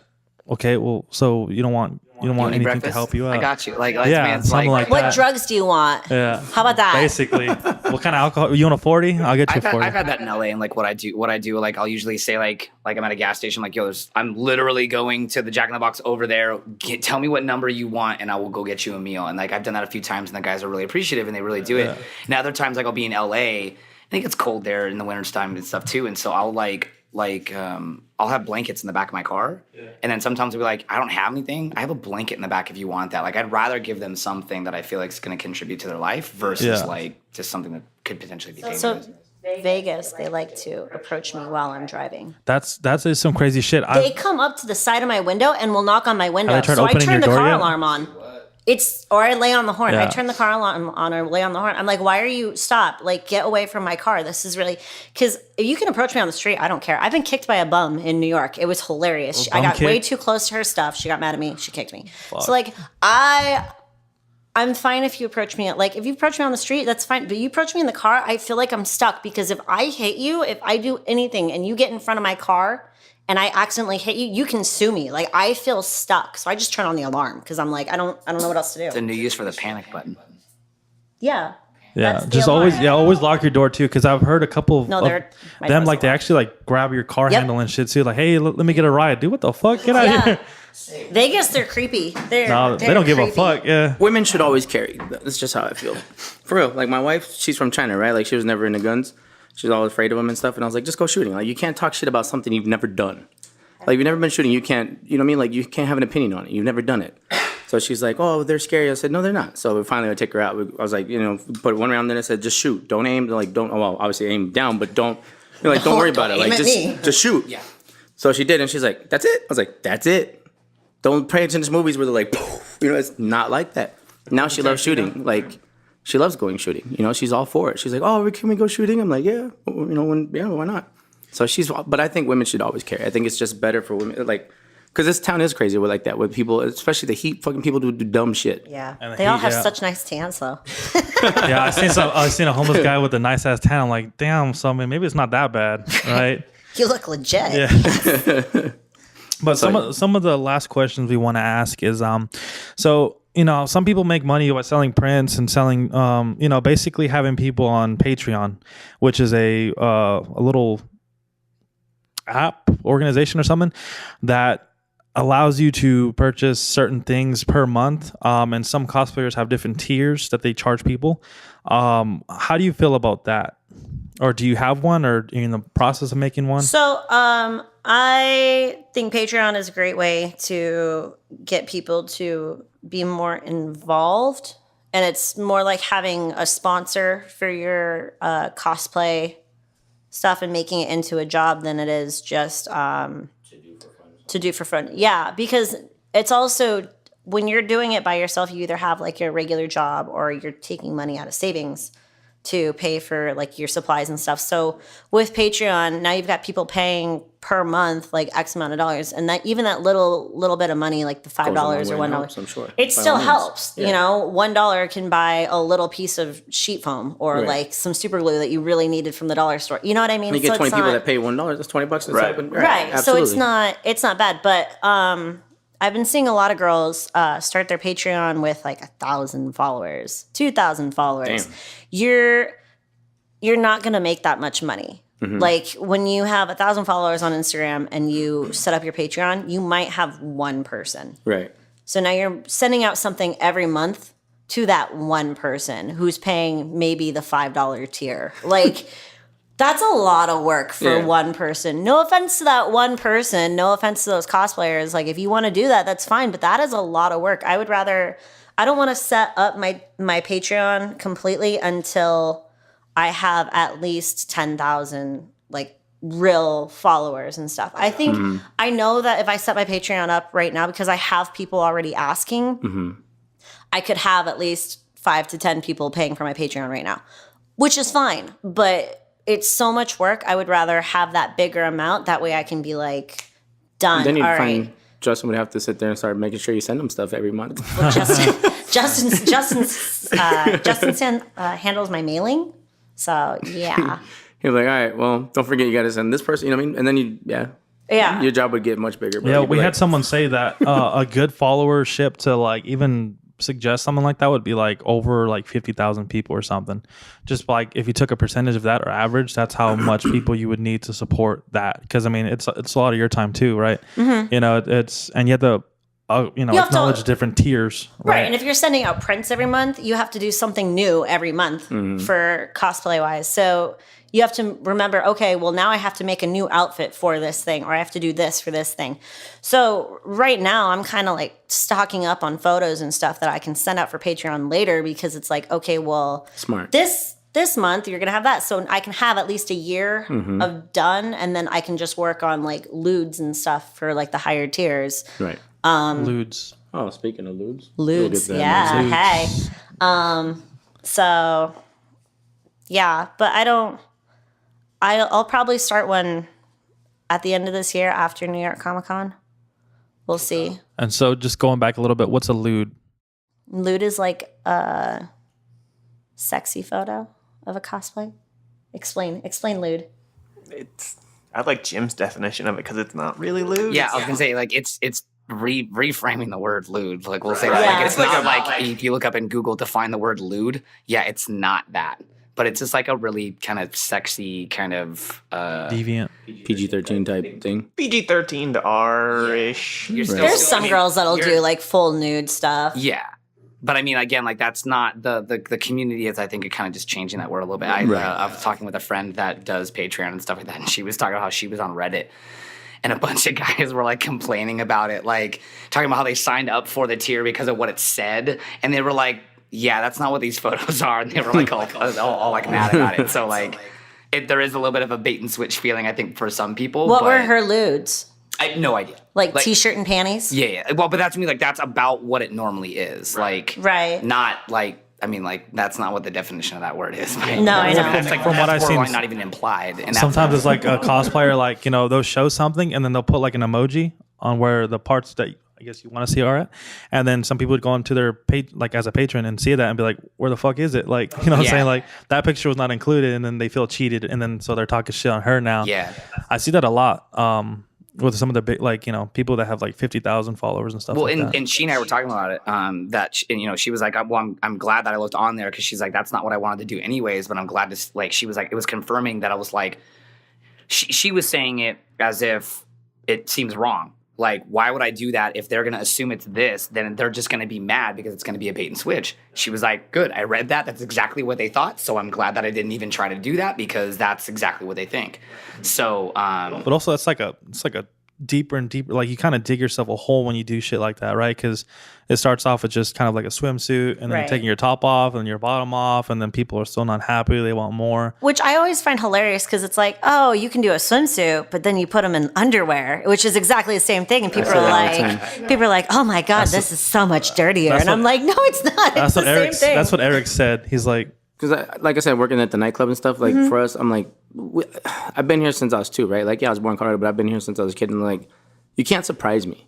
Like, even people do, like, I've seen too much. I've seen people doing it on the floor. I've seen 2 guys doing, blowing each other in the bathroom stall. I've seen a girl upstairs getting banged out by, trying to get a gangbang going on upstairs in one of the bungalows at the club. Like, it's happened, and you walk in and you're like, all right, guys, knock it off.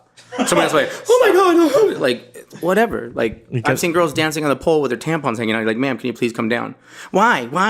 Because your fucking string's hanging out. That's why. Oh, sorry. And then they get down. Like, it doesn't surprise me anymore. But I don't understand why.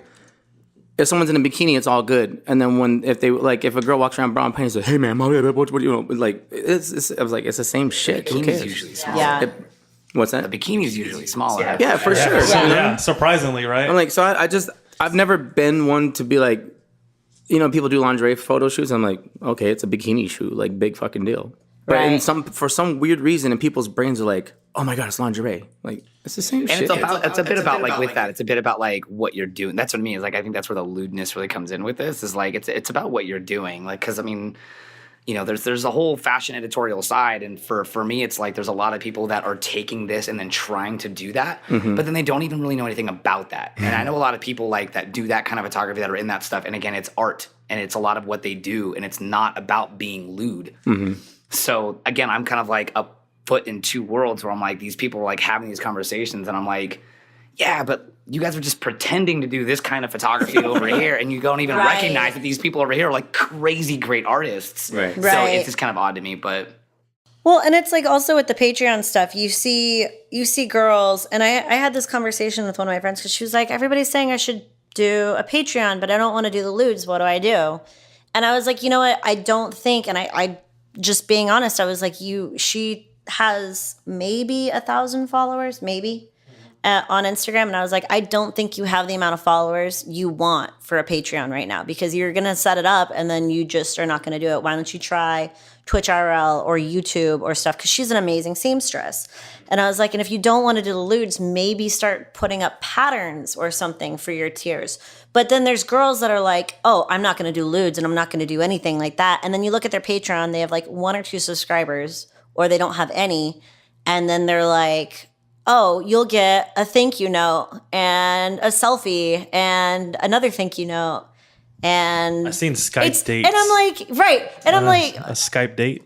but it's kind of funny because Patreon's kind of turned into this, like, you see all the girls that are doing really, really well, and a lot of them, if they're not putting out hardcore armor stuff or patterns, they're doing a lot of lewds, and the girls that are not doing the lewds and not really doing the patterns, they're not doing well on Patreon, and they don't understand why. And I'm like, well, because they want something for their like, you're paying for a service, whether that service is, their service is not just a thank you note.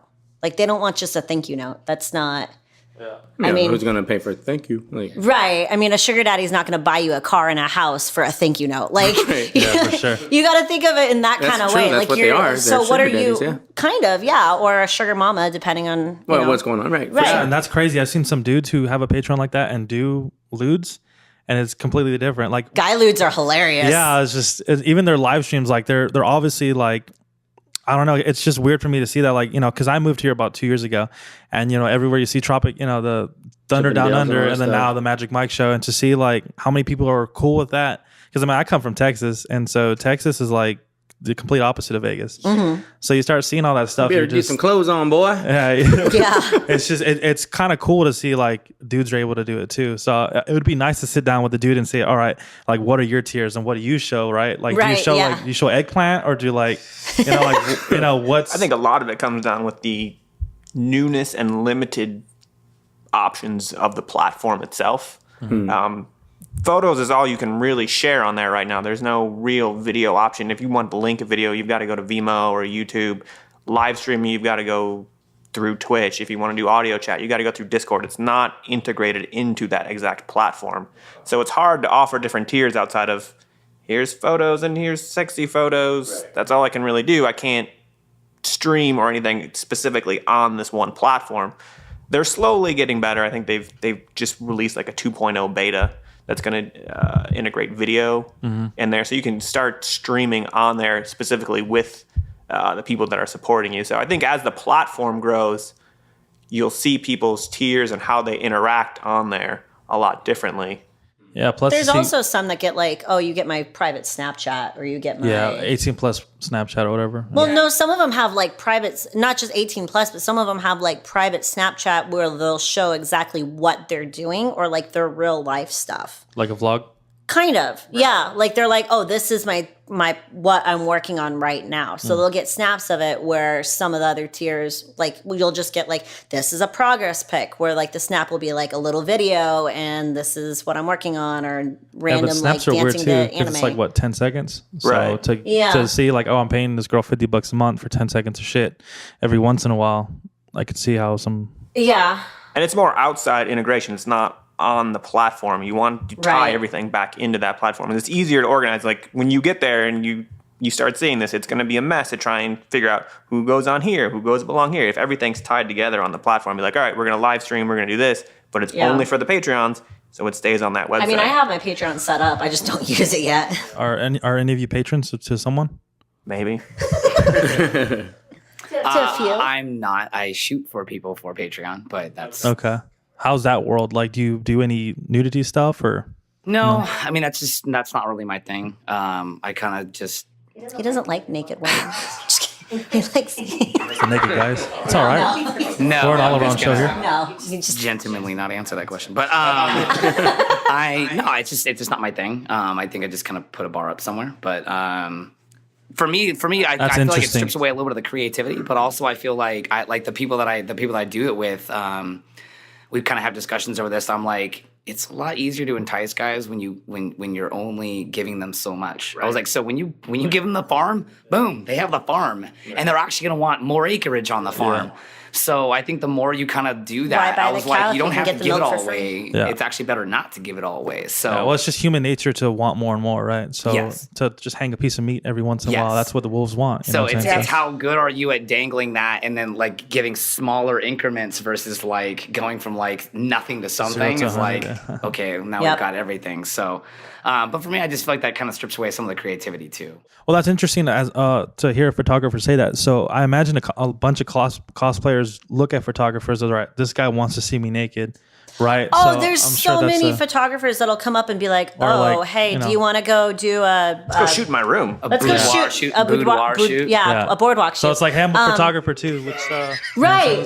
Just step back there a No, little and bit. they'll be like, "Hey," and I felt really bad. There's this one photographer from New York that I love. He's a good guy, everything, but I will not shoot those photos with a lot of people. And it's nothing against him as a photographer. It's nothing against, and I felt really bad saying no because I was kind of like, well, my issue is that I only shoot with these people because they do it more artistically. And then I was like, I did not mean it that way because I've seen your photos and your photos are really good. Like it's not that. It's just they've shot for these, and then I just was like, they shot for these like fashion magazines, or they shoot editorial, or they do, so they're a little bit. This is not like that. I like to set up like an actual shoot. God, I had to punch myself in the face for that one, but because I didn't mean it in a bad way. It's just all these photographers are like, oh, we can do this kind of shoot. Like there was a photographer at ClossCon. He did not want to shoot me in any of my cosplays. He just wanted to shoot me in the hotel. And I was like, I will let you know if I have time. Yeah. And then he's like, and I said, but I really don't think I'm going to be able to do that because I did not bring anything for those kind of shoots. And he was like, oh, I have like lingerie that you can use. And I was like, what? This is fucking creepy. Well, I mean, like photographers, and he's a good photographer too. Not the one that I had to like.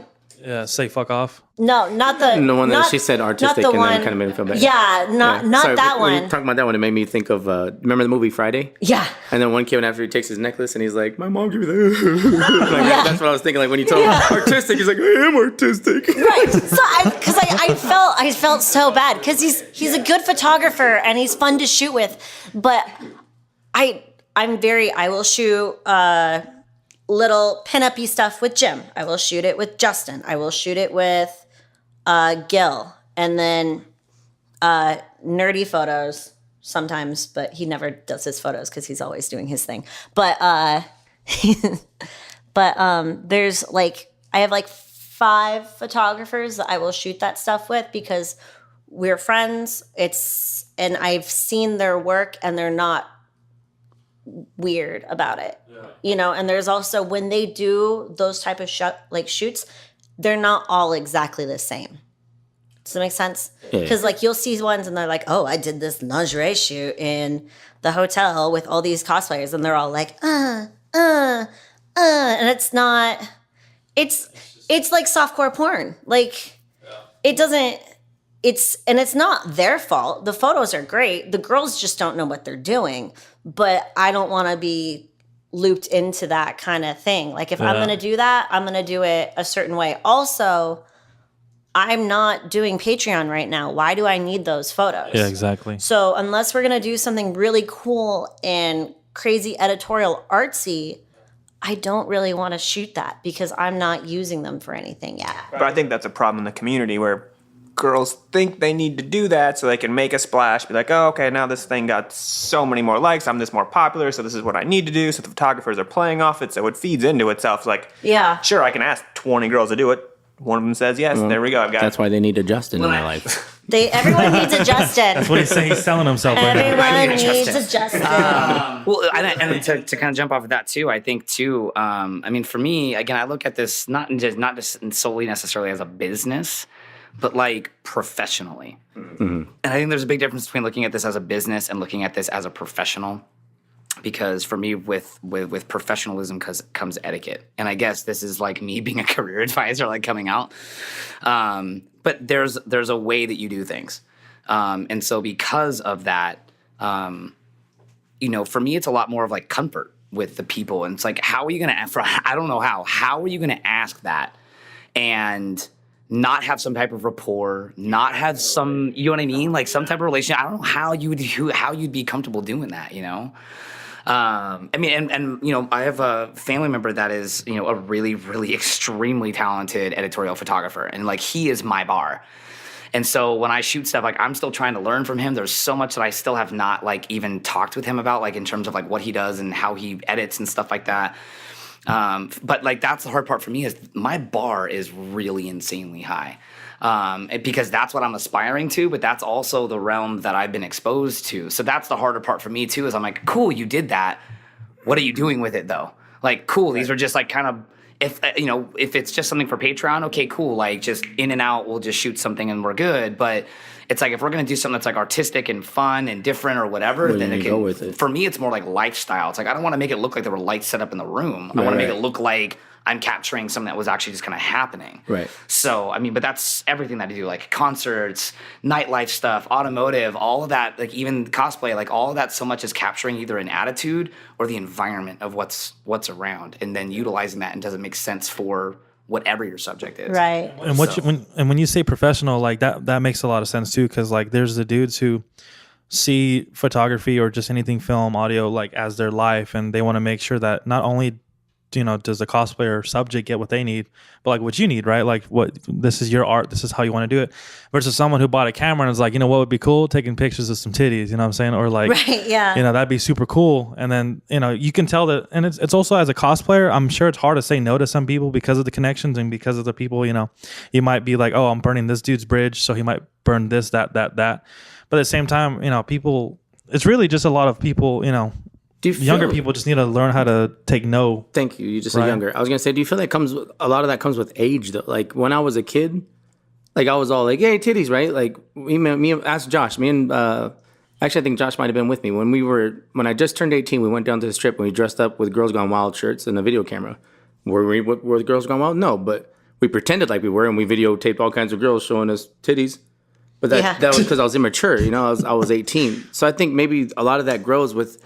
The more you do it, maybe you mature more, yeah? I think a little bit. I think some of it also comes, I think some of this is a little generational thing, but I think I was really focused on learning how to say no. Because I always want to try to anticipate the type of response that I might get from someone. And not to necessarily have a rebuttal, but so I'm prepared and I don't come off guard, like I don't know how to respond to that. Gotcha.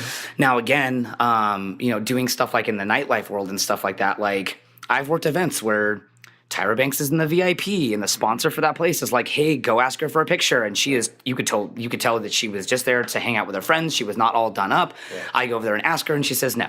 Right. Cool. When you have to learn to brush off Tyra Banks and like Arnold Schwarzenegger saying no to a photo, trust me, like you kind of learn that you're like, guys, like not everyone wants to, and it's not that it's not even like I think it's the part of not taking it personal.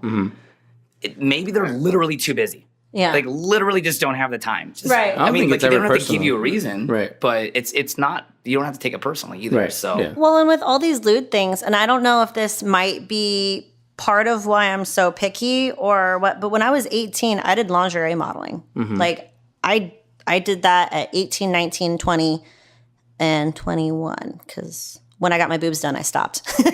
But so I did that. I did lingerie modeling. I did PR for nightclubs, and I did it in Colorado, and I did like promotional modeling for it, and it was always lingerie, skimpy outfit stuff. So it was always done in an artistic way, right?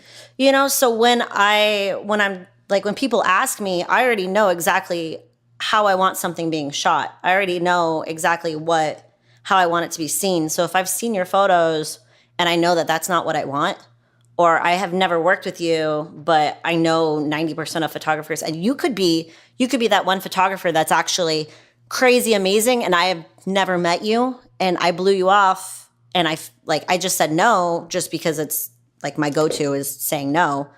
Then I just skipped out on something like amazing. That's my fault, but. I feel like that's rare, though. I feel like someone that's like that is not going to approach it that way. Right. No, I know, but like you never know. Because some photographers are super, super weird. I shot with this one photographer, and he was really good, and we were having fun. I was like exhausted though, but it wasn't lewds and stuff. It was just with the lights. Do you remember the? Oh, it just took a long time to know what he was doing. Yeah. What, like a string of lights? Yeah. Uri. ERRY. I don't know. But he's got like 23,000 followers on Facebook. Yeah. And he's super good at what he does, but he takes a little bit long because he's trying to figure out the way the lights are. And he's like, And I was just getting tired and exhausted. And I was just like, maybe we can just stop. I was like, we can shoot again tomorrow, you know? And I kind of felt bad for saying, because I don't like saying no to a photographer, but like when I'm tired, I'm just like everybody, I'm like done. let's shoot this. But if something's not working, I need some water. Yeah. So like I'll find you later. But that makes sense, and you can correct me if I'm wrong. But I feel like if you're professional, you're gonna know what to do, and if you won't be fidgeting with it. Like that to me that shows like insecurity, even with people But that's also like that's just a thing is that you see sometimes people are just a little unsure of themselves, but their photography is amazing or their cosplays are amazing and they're just a little bit. Yeah, but at the same time, it's like respecting your talent's time, which I feel is like a big thing. And, because that's what I was going to say was it's a lot about respecting the time. Like for me, it's like, I'm not really trying to take up much of your time. I'm actually kind of trying to show how good, I can do something in a short amount of time. But his photos are like, his photos are absolutely amazing. They're not... they're not bad or anything. It's just one of those.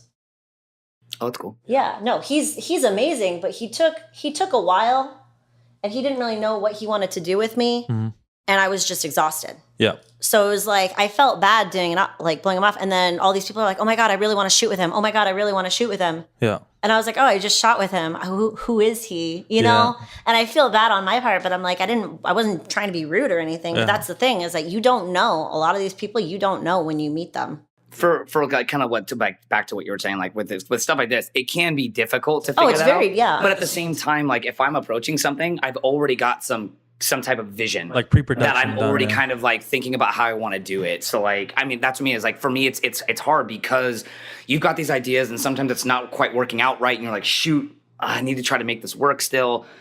But that's where the more professionalism part of like when you know your craft, you can just kind of jump in and all right, these are going to be pretty easy to do, or I don't know if this is really going to work out. And maybe you have we'll to try make it this way. sacrifices. Like for us, like a mix is never done. Like you'll be happy with something, but it'll never like. You can always tweak it. I wish I had 30 more minutes. Another hour. I go back and re-edit. I just edited stuff from AX, and I have stuff that it sent stuff to cosplayers that I'm going to be resending them out going, so I kind of re-edited this. Yeah, for sure. But just you as someone, you got to respect your time. You got to know what to do. Be aware of like if something does happen, like, oh, she didn't feel like bringing this outfit, or, she's already looking a little tired. Like you got to work with the punches on that. And that's true professionalism in my mind. But it's also at a convention, I love to play the devil's advocate, but like at a convention, you may have set up to shoot with this certain amount of people, but then all of a sudden some girl walks by or some guy walks by that has a sick ass cosplay, and you're like, wow, I really want to shoot this. Right. And then you're like, okay, I want to shoot this like this. And then you're like, oh, now I want to add this into it. Hold on, because your brain is still trying to process because you didn't plan for this shoot. Right. So now you're trying to figure it out. You're trying to figure out the lighting, what would look good with this cosplay, and what the cosplayer is comfortable with, or if she or he's exhausted, or if they're like up for whatever, or because your image, right? No, because you don't know, because there's going to be those random people from another country or from another state, or that you just have never met, and then they're like, "Hey, this is me." Yeah. For me, I like to that point. I think flexibility is what ends up being key, and I have to be flexible with everything or durable too. You have to. So being a control freak is what I'm trying to learn how to do, like, because I like getting a lot of different looks. Thanks. Because there was one that I got, I keep forgetting her name, Danielle Ballou. She is amazing. Oh my gosh. So I did I fangirl over her so hard. I love her. I don't have the original, so I'll show you that right there. Oh shit. Oh, I saw that. I love that picture. Yeah. I was actually thinking about hitting her up just to see if I could get her in there, but I love that suit. So I saw her in the suit. I was shooting a bunch of other stuff. And so she came by and she was shooting with some other people. So I just literally jumped in. I saw that the light was going to kind of work with what I wanted. Yeah, she makes all of her armor. Yeah, it's the Demon Hunter. So it's like a Diablo version of Samus. Yeah. So I have a full body one that I'm going to work on too. A full, so you can see everything. But which is where she was standing, I was getting like this cross light. I was like, all right, cool. And then I looked at it going, okay, I have this dramatic light. I can totally composite this image. So some of it was just that. But it was flexible. She was shooting with a bunch of other people. I'm not going to jump in Like how some photographers will start jumping in and giving commands, and I'm like, okay, there are 3 of you here. I don't even know which one of you's quote unquote shoot that this is. But so I just literally snap. Let me get a close up, snap, and then walked away. And I was extremely happy with what I got. Now, do I wish I had more time? Yeah, but I also have to respect everyone else's time. Yeah. Right. You have common courtesy. You're not just. So that's the convention. Yeah, it's not about you. Yeah, That's what it comes down to. You know what? Good on you. I can appreciate people with common courtesy because, man, people without common courtesy just, I just want to get them hooks in, man. Well, because it's also Yeah, like common the sense, cosplayer it's sees also that and they're like, okay, this photographer took an hour of my time. This one's probably going to do the same shit. So now I'm not going to pose for that. And now Right. it's like a different view and you're not even having fun with it anymore. Well, because so. there's certain photographers that I see, and I'll see them at the same cons or like different cons and stuff, and I'm like, I don't really want to shoot with that person. Yeah. And it's not because they're a bad photographer, but because it's going to take an hour of my time. So I'm like, I don't know if I really want to shoot with this person. You know what I mean? And for me in photography, almost everyone, in any type of photography I've ever worked with, the compliments that I usually get are obviously the quality of work is there. So like for me, the compliment doesn't necessarily have to come from that because that's almost an expectation. But hearing, oh wow, great, yeah, okay, I'm an artist. Come on, I live for that. But at the same time, like the bigger comments I love getting that I've gotten ever since I started doing photography and everything else is, you're so easy to work with. That you do a good job, you kind of don't waste anyone's time, but you're really flexible, you make everyone feel good. Like those are the compliments that I like to hear because so much, I mean, there's so many photographers out there, it's about how you do what you do, not what you're doing. Well, it's also like I can go up to you during a con and we're like, we already know that we're going to shoot something. So I'll go up and then someone else will be waiting to go shoot with him. And I'm like, oh, okay, well, you go do that. I'll meet you back here. Text me when you're done. Or someone will grab me on the way and be like, can I shoot with you? And I'll go over and be like, hey, Jim, are we ready to shoot? Or did you want to because this guy asked me real quick. So let me know what you want to do. And then I'll tell him, oh, can we shoot after or whatever. What the time frames work. And usually he's like, oh, no, you go. I'm going to finish this or I really want to get a couple photos of this. Or he's like, no, why don't we shoot right now? And then, so he's really cool. That's why I'll only really set up a few, and maybe it's just like a group that you're like, all right, this is gonna be a hard time to get like all 5 people together. So okay, You set a general time frame, like, right? Like that, and that's still general. It's like, hey, I'll be hanging out here, and I might hang out there. So if someone wants to shoot with me, I'm in the area that they said that we would meet. Right. They see me, what I'm doing. They see my group of friends that they're all friends with as well. So it's like, okay, we see what he's doing. I come back, I stop by, I say, hey, what's up? I'm just doing this, and then we'll go. So, I mean, I think it's about managing that flexibility and stuff. But yeah, don't lock yourself down too much, or else so much of my stuff comes from impromptu. I still feel like I'm new. That I'm just getting started. I need to shoot with a lot more people. So, Justin, you're a patron. What do you get out of that? Do you look up? Is it certain prints? Is it certain people? Like we all have our favorite thing to look at. What is yours? I've gone outside of cosplay. I've supported software developers. Okay, so that it doesn't limit to cosplayers. It's like okay. That's just a really small subsection. Bands, you can support them. Okay, so you'll get different tracks early, or they're help out with. There's so many different things you can use it for. Cosplay is just such a minimal aspect 2% of it. I don't Not even 2%. There's photographers who set up on there. They'll run tutorials on how to actually shoot. Post-production, if you want to learn how to do Photoshop, that's a good way to do it. If you're a photographer, you can show people kind of how you do different things. Don't give everything away, but yeah, I was like, I kind of want to do that, but it's hard for me to draw the line of how do I do this and not give up the farm at the same time. Right. Yeah, because you got to make yourself, you got to keep your secrets. You can't give them the secret sauce. Yeah. So pretty pictures are fun to see and get prints and stuff, but I generally like more getting tangible knowledge. Like if I can get a pattern for armor, that's cool. If I get something to work on, or if I'm going to get a music track, something I can actually have. There's so many different things out there. That's why I think limiting, when you think about Patreon and at least limiting it to here's prints and other stuff like that. Okay, that's a tip of an iceberg. Look and try and do something different, because there's so many people out there already doing that. You're competing for everyone's same dollar. Be like, here's a picture of me and my cosplay. Yeah. So when you let's say I'm a cosplayer, or I'm a wannabe cosplayer, and I want to learn how to do this and that. Do I follow the girl who has the outfit done and she's making videos, or do I follow the prop house that actually like she either inspired from or they make similar things? It depends. Some cosplayers make their own stuff. Some go through a prop studio. The prop studios generally, I feel like there's not that many on there. You're better off looking at like YouTube and stuff as far as getting tutorials on there. On Patreon, it's cool because you can see someone's full build process, maybe start as like the concept, sketching out, and then actually going through the trials and the errors of creating that armor, and then finally getting that end result. So there's tons of different ways you can look at it. But if you're looking specifically for how to do things, I would say YouTube is probably a better result to go to. That's good that Patreon's actually more than just to get lewds and whatnot. So I don't know. It's a huge, it's looking at it from this little community, you think it's a small time operation, but no, it's if you look at everything they do and they're skimming a percentage off of everyone's tier, they are making buttloads of money just because there's so many different aspects. Because basically, if you're an independent artist and you want help supporting your either hobby or profession, that's a great way to go. So do you think that's better than like GoFundMe or something like that? Oh yeah. Because GoFundMe, I think it's like if you have like a goal and you don't meet it, they take all that shit away or something. That's Kickstarter. That's Kickstarter. Yeah, Kickstarter does that. GoFundMe, I think you actually still get you still get the money right away. It depends on what you're looking to do. If you have a project in mind, be like, all right, I want to make a short film. Like I've got this character I want and to I've make got potato salad. I've got all these costumes. I got my friends. All this. We want to do some kind of like Batman fan fiction short film. Yeah. I think going through a GoFundMe is a better way because this is the goal. We need this much money. We have a plan. This is all we need. If you're looking for, hey, we want to keep creating down the line. We want to do a whole series.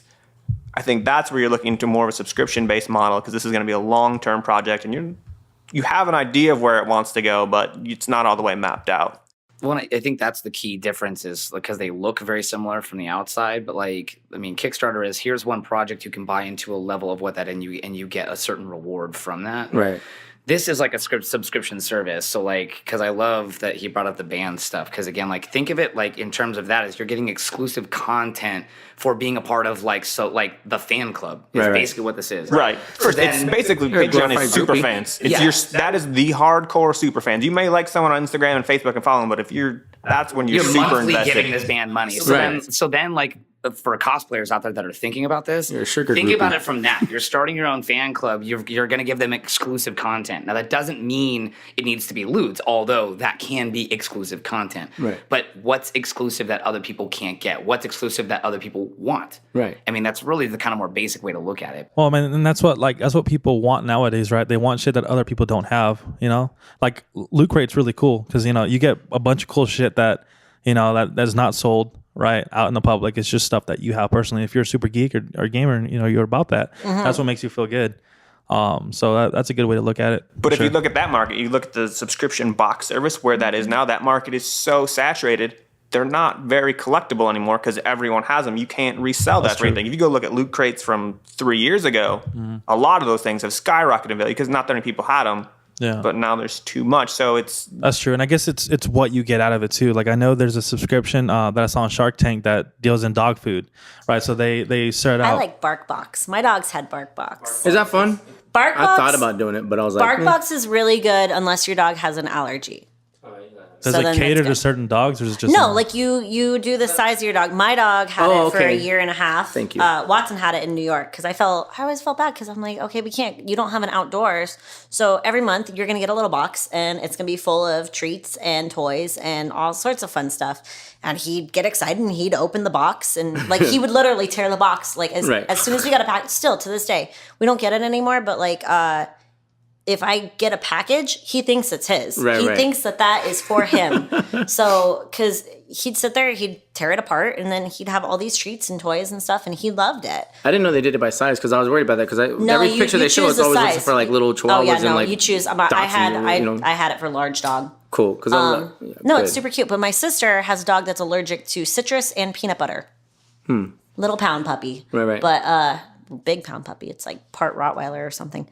But her dog's allergic to peanut butter, so she can't get BarkBox.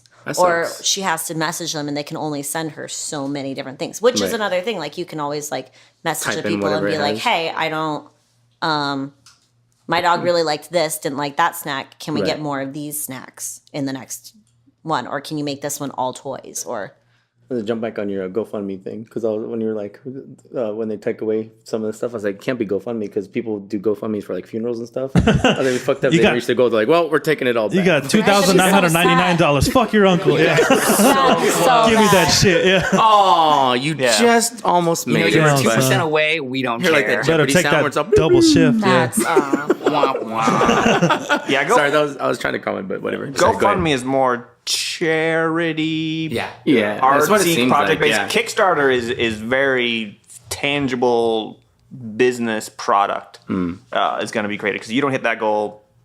SOL. Right. Right. It didn't happen. Everyone's getting their money back. Because you're asking for venture capitalist money. Yeah. Project didn't go through. But So- yeah, the GoFundMe thing, I was like, it can't be GoFundMe. 'Cause I was But like, you can get ones for like snacks. You can get all those cool boxes. Yeah, there's a bunch of cool stuff. Even clothes. There's something that you can, if you don't have a fashion sense, there's like Bombshell or Bombfell. It's one of them. There's lingerie now. Oh, no shit. There's like you can get a box like Why that market is saturated. It's you can get ridiculous. lingerie. No, that's weird. So you try on. So with Bombfell, they send you outfits and you try it on. If you don't, if you take off the tag, that means you're buying it, right? So lingerie to like wear someone else's. No, like you can get like they have it on TV commercials all the time. I see it at the gym because I don't actually have TV. But it's like a bra and panties set. So like the guy that wants to get their girl a special something but doesn't know what to get them. Oh, so it's not like a trial because with Bombfell they send you shit No. and whatever you don't want you send it back. Yeah, that one's a little different. Like I know with men's stuff that like there's clothing ones for men and women. I think but there's a lot of men's ones that are like that. Like send us your sizes and then like take what you want and then send back what you don't. Like it's a little different like that. Yeah. So I Snack- think it's also because guys aren't going to want a new outfit every month. Right. Like, Yeah. I'm Snack not gonna Fever do is my favorite. Snack It's Korean. It's Korean snacks monthly. it. The one that you were Oh, talking that's about, I think cool. it's called a dormy. Yeah, Adore Me. Yeah. see, my girl's Chinese, so I see a lot of stuff. You know those Japanese sodas where they put the marble in it? You ever had those? Those are fun. Oh, the Those are- ramen or whatever. It's kind That's of weird. what You you- just It's a- push it yeah. in and then I you... had You to can get look the- up YouTube on how to open That's so funny. I Yeah, looked it no. up and I'm like, what is this? Like, how do I open this thing? Oh my God, no. I mean, I found it. Thank you, YouTube. Yeah. but, You know where the like, Koreatown is? Or Chinatown and Yeah. Koreatown at the top? They sell them, a whole bunch of them. They sell them No, at a my friend of mine grocery had them, store. and I took one, and I like took it, and I like opened it up, and I'm like, yeah. So this isn't like your normal. What the Yeah, heck? it's- Oh my God, no! Like Korean snacks and freaking hilarious. like They have like these, Asian snack food is my favorite. They have like these chocolate I'm pandas. obsessed. I don't know what the fuck it's called. But yeah. they're Pocky. so good. It's Pocky. It's the same. It's not. It's They're not kinda, Pocky sticks, They're but not it's the Pocky same sticks, but it's still Pocky. panda, yeah, It's, it's like it's a pandas panda. filled It's with full. chocolate, right? I don't like the koalas. I never Have fucked you ever with had koalas. the No. the koalas? I don't like, and I don't know why, but the pandas taste way better. So I'm Morally like, against koalas. In no. Well, no, I'm like just koalas are actually crazy. You No, know, I they're don't like a know. natural carrier for like syphilis or something. What? Like they all have like some fucked up. Pandas? Oh, no, koalas. It's They all gonorrhea. have gonorrhea. There you Gonorrhea. go. They all Fucking have crazy. gonorrhea. Really? Yeah, it's like it's a natural epidemic. carrier. It's like I'm positive bad it's for- I like feel bad gonorrhea, for but the it's like an koalas now. epidemic thing in Australia. Like these poor koalas. Yeah, it's fucking crazy. feel bad for them now. Sorry. They're mean. I didn't mean to say Have you anything. ever No, I met know a they're pretty koala? vicious. They're mean. I was in Australia for and they were sure. just kind of like, They're really tired. It's really hot there. Okay. no, they're high on the eucalyptus. They eat that stuff and to they get have to, high. yeah, and they eat like a plant that like would kill every other animal. They eat plants to get high. Like got that's the what they heart do. 18 hours a day. So I have a quick question for games. that. Like, what games are you guys into? I don't have Photoshop is my game.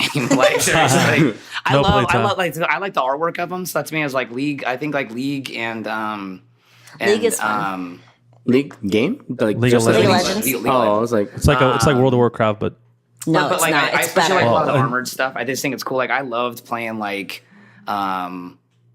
not World of Warcraft, but like Warcraft, Starcraft, all those ones. Like I always loved Blizzard RTS. games and stuff like that. So I mean, I think their stuff was always cool, but I was always way tied to the artwork of those. So for me, like it's kind of more tied to like the characters and that kind of stuff. what about you, Justin? What do you like? A slight Overwatch addiction. Yeah, Overwatch. Mercy is says crazy. Bay. Yeah. Overwatch She is says waifu. that that new cartoon like shooter game? Yeah. Yeah. Blizzard's Hey, first. Blizzard. You can like put first up time that shooter. It's like thing, Call of like- Duty, but better. Yeah. I played the demo for that one. I didn't buy the actual. Have you heard Yeah. of Doomfist? Yeah. You seen that? He's on the That dude looks PTR. fucking crazy.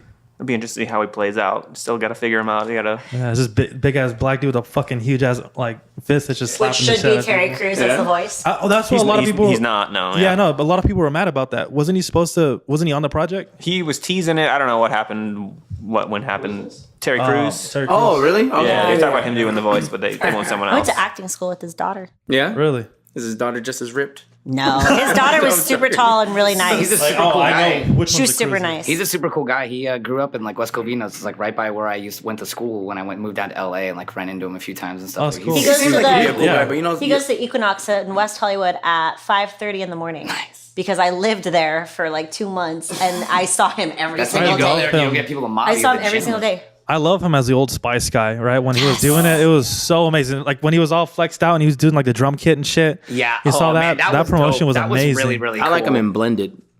You guys ever with Oh, yeah, Adam yeah, Sandler yeah. stuff? I like him And in he's White Chicks. Yeah. Yeah, White chicks, yeah. Once you go black, you're in a wheelchair.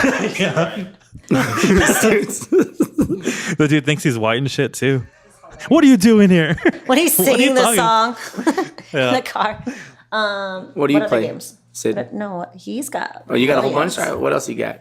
No, right now. Are you Right mostly now? PC? Like, you guys are mostly PC, right? I've had an on-off relationship. I'm back to PC Master Race. I was hardcore back in high Master school. Race, for sure. I mean, I would go down to Kentucky, like old school LAN parties, like wired up with like 500 people, like way back in the day before internet gaming was cool. Yeah. You had to play Halo on 2, LAN. when you had to put your own LAN party together and get your own LAN. Like Bunch that of was me, sweaty like, dudes in a first-person shooters were basement. out. I Yeah. love those. A bunch of sweaty dudes in a warehouse. Oh Christ. And that's for PC? Yeah, this is way back in the day. Huh. A million man LAN. Like Macintosh type shit? Like No. AOL dial-up? Like No, that. this is like Unreal Tournament, like 2K3. Like, yeah. Oh man, I loved Unreal. Are you one of those hardcore dudes that like piss in a jug and stuff? I mean, I may have a really bad. Damn. When I was really big into FPS, and then World of Warcraft came out, and I got sucked into vanilla WoW, and I was in college, and I took my mattress off of the frame and put it next to my tower so I could sleep my with my God. headphones on. So on. What were we on? TeamSpeak? Yeah, we were on TeamSpeak, so we could pop, because the raid queue for Alliance would take like 3 hours to get a game in, so someone would have to stay up and then yell at everyone on their headphones, wake up, Hey, you guys are ready! we got a match. So Did yeah, you did you ever see the South Park episode they did where Cartman's Oh, sitting where there? they're all fat and they're going. Oh, I love them. So many hard power. Look, And then They the had- mom comes down and like has him shit in a pan. They had that idea Pizza for the rolls. show like super long, but they wanted Blizzard to be a part of it, and it took like so many negotiations. They had the storyline for that for so long, and Yeah. they're like, we wanted to wait to get like the real WoW animations for it and stuff like that. But such that'd a have good been episode. dope. That was I like that one. One I, of I love One of South the Park. best. They're just so above. What was it? The Sword of a Thousand Truths. Yeah, Yes. yeah. It's like, but you're gonna give it to a noob. This dad came Why are you in. giving Dad, it you're to a gonna die. That was my life for 3 years. I'm not going to frat parties. I got a 40-man raid I got to go to. Well, that's the thing is like That's games so like funny. that isn't just something you just pick up and play. That's like a No, lifestyle. that is your life. Yeah, You that's a could, lifestyle. but I have a really addictive personality, and I want to go all the way to the top. So I was like, all right, I'm Yeah. getting into a guild. We're doing 40-man. We're going. Yeah, going. were you max. that tight? Because I've had a friend that like his computer like fucked up, and the people were like sending him money, like, "Dude, go get one right now. Let's get back in the game." Was it ever that crazy? Or did you have I that have a level of friend like commitment? No, I had a really close group of friends in our guild. I may have orchestrated a coup, and we like split the guild from the casuals to like the hardcore. They were holding us shit. back. Yeah, so it was. He's seeing people. Show me what you got. Yeah. good enough. You guys aren't even committed to this. They weren't committed. It's like, we want to progress way farther. You guys are holding us back. There's dead weight. You only called out twice this week. We need you to call out again Right. 4 times a week. Good You're job. sleeping with your headphones on anymore. What happened to you? Did you move your mattress? No? Well, then you can't be in our guild. Gotta have standards. That's funny. I have a friend like that. She's like, she just quit her guild. She got really pissed off. She's funny because she was a waitress at one of the pools, and she wouldn't go to work because she was like, "We have a raid. I'm not going to work." Like after she's so hot, and it was just so funny because she'd be like, "Nope, not going to do that." And then her guild was pissing her off, so she's like, "F this." She's like, "I quit my guild. I'm playing Heroes now. I'm done with it. I'm done with WoW." And then she texted me the other day, and she's like, Back on. "I think I'm gonna go back, but I need to find a new guild." And I was The like, siren "You're song. It will always call you back. I was like, I how love my- you, but she would not go to work. But I mean, I had the same problem. So I know you're going to ask me what games I play. I skipped the final to play. What? I skipped the final in college. Yes. Now that's how my brother was for a while. He started getting like real angry when people asked him to do something that wasn't WoW. So then he ended up we ended up sitting him down, whatever. So he took a break from it, and then the Panda DLC that came out like a long time ago, that's what kicked him back on. Mr. Pandoria. There we go. And then he got kicked on with League of Legends. That's all he does now. He's a lot calmer, nicer. League is fun. He was a dick when he was playing WoW. World of Warcraft is really casual. I'm sorry. These people who play it now, like they don't. If you didn't play vanilla WoW, you don't understand the struggle. Yeah. See, I've never played any of those. Like I've always been a console guy because I never had like computers and stuff. It's like I've been afraid to play that because I didn't want to get sucked in. Yeah, don't. I like going out and seeing, breathing the air, hiking and stuff. After WoW, I cut off the computer game. It's like, all right, I'm just gonna stick to console. I'll just be a casual gamer, and then you woke up and stopped lying to yourself. well, then Overwatch came out. I was playing on PS4, and I'm like, all right, let's go back. Yeah. For me, I'm like the same way as him. That like I like to commit to stuff, and so when it's something that's gonna the game never If it's really gonna take ends, your life, yeah. I'm like I can't. So I'm like, all right, we just don't do that. even Because, start, like we yeah. played, like we were always like me and my friends were always like first person shooters and that kind of stuff. But then we played like WoW and like the strategy type games. right. Sorry, not WoW. Sorry, the Warcraft. Warcraft games that were strategy type. So like when WoW came out, I'm like I was like, OG, like what is this? Like this isn't what Blizzard puts out. Like what the hell? Right. So like for me, it segmented things that I had friends that like went that route, and other friends that we were like, we're gonna go onto Xbox and go find something. So Oh, it really the gaming community got really split when that game came out because Yeah. a lot of people switched over and played it, and you would have gone from FPS like I was. A lot of my friends, like half of them went and played Warcraft, the other half did FPS, and it's like Yeah. that was the end. yeah, no, I'm The closest I got to losing like calling out stuff was Skyrim. That was like my only like I first love Skyrim. interaction. Skyrim's dope. I love that game. The game is dope. That was my first one where I didn't play it for the longest time. One of my buddies, the one that does the LARP, he's like, bro, I'm going to buy you this game. And if you like it, just pay me back. If you don't like it, then Justin, just you're looking whatever. at him. You're like, you don't know what the fuck you're talking about. Like, you don't know the kind of world. He's like, oh, He's this like, that's just nothing. shut your mouth. It's all good. But anyway, so real he bought me world. the game and I played it and I was like, yeah, dude, I like it. So I gave him the money, but it was dope. Like that was my first like, and I but as far as like WoW and all stuff, I've never touched it, but I'm afraid to because if I got that much into Skyrim and I know that stuff's like so much more like, oh, like I can't. It's like Yeah. that scene in what is it? Dave Chappelle, The Weed. What the fuck is that movie?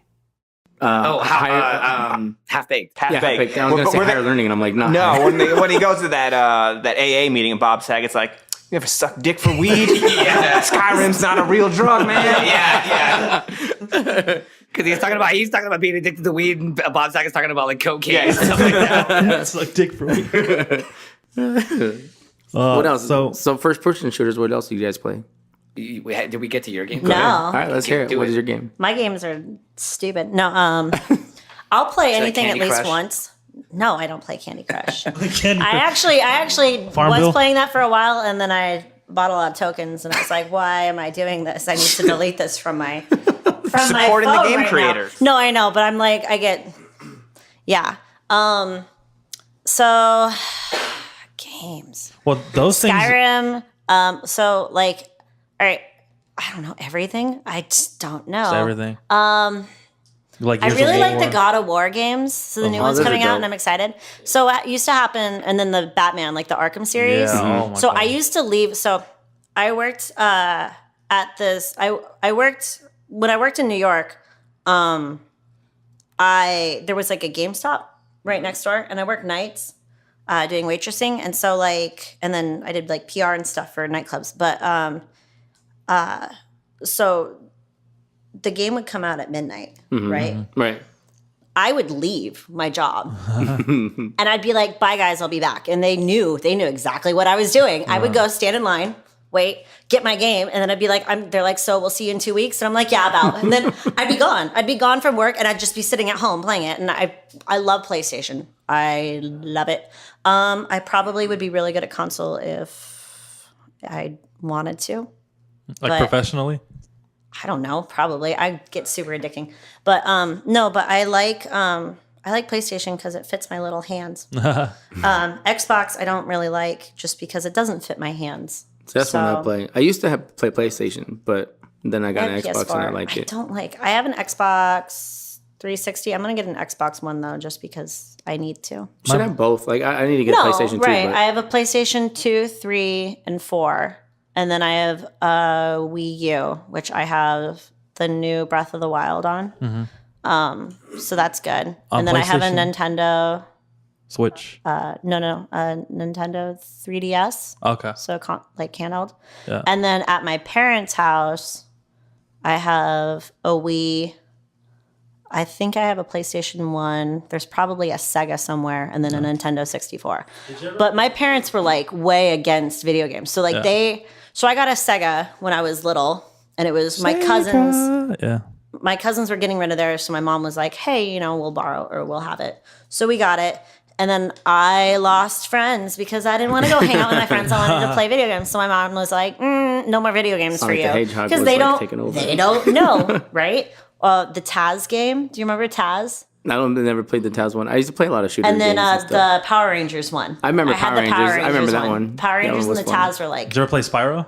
Yes. Yeah, Spyro. So Crash Bandicoot. Have you played the remastered one? No, it's so fucking hard.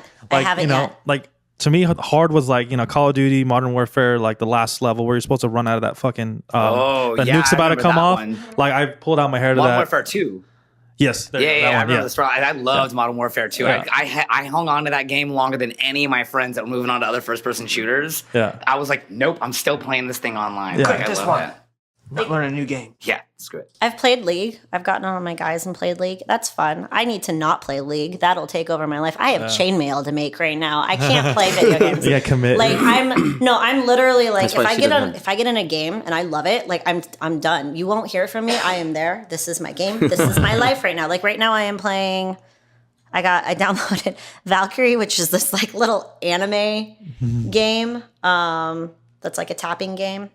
And I love it. I kind of don't like those games. Because I feel like it's taking so like Flappy Bird was a game that wasn't developed that long and it made a ton of fucking money. So then people like I don't buy stuff on them. No, but like it's kind of weird because like Pet Hotel that was a problem. Serious serious game developers, they look at them and they're like, dude, why are we spending 3 years and making all this money when we can just do that? And I feel like Nintendo, like with they try to get away from that, but when the president died and the next year that stepped up, he came out with that Mario that new Mario thing that on the iPhone.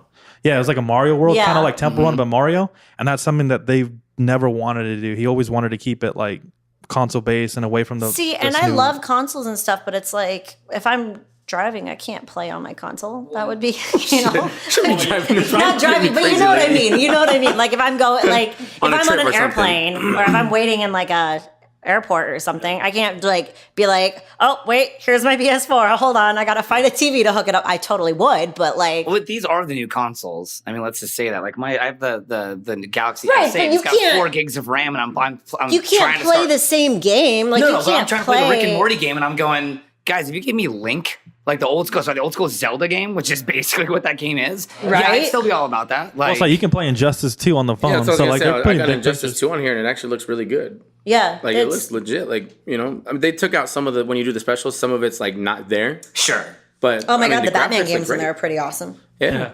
I like Rainbow Six and UFC 2 right now. Those are my friends were always big into the sports games, and I loved playing them, but they were like franchise mode, all that kind of stuff, waiting out. Like I'm like, dude, like. It's all fake, guys. Like this isn't real. Sure. But I go on game detoxes when I'm building cosplays or when I have cons coming up because I can't. Like I see these cosplayers that are like, "Oh, I'm gonna play this game right now, and then I'm gonna allow myself to play this game for like 5 minutes and switch on this and blah blah blah blah blah, and then I'm gonna go and build this and blah blah blah." And I'm like, I can't do that. Like if I'm playing the game, like I'm like, okay, I'm playing a game, and then I'm like, oh, I could stop right now. Nope, 7 days have passed. Oh shit, I have to build something. Hold on, like.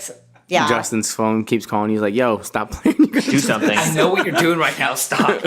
Yeah. So I go on game detoxes, especially when there's a con coming up. And then August, I don't think I have any cons. Do I? No.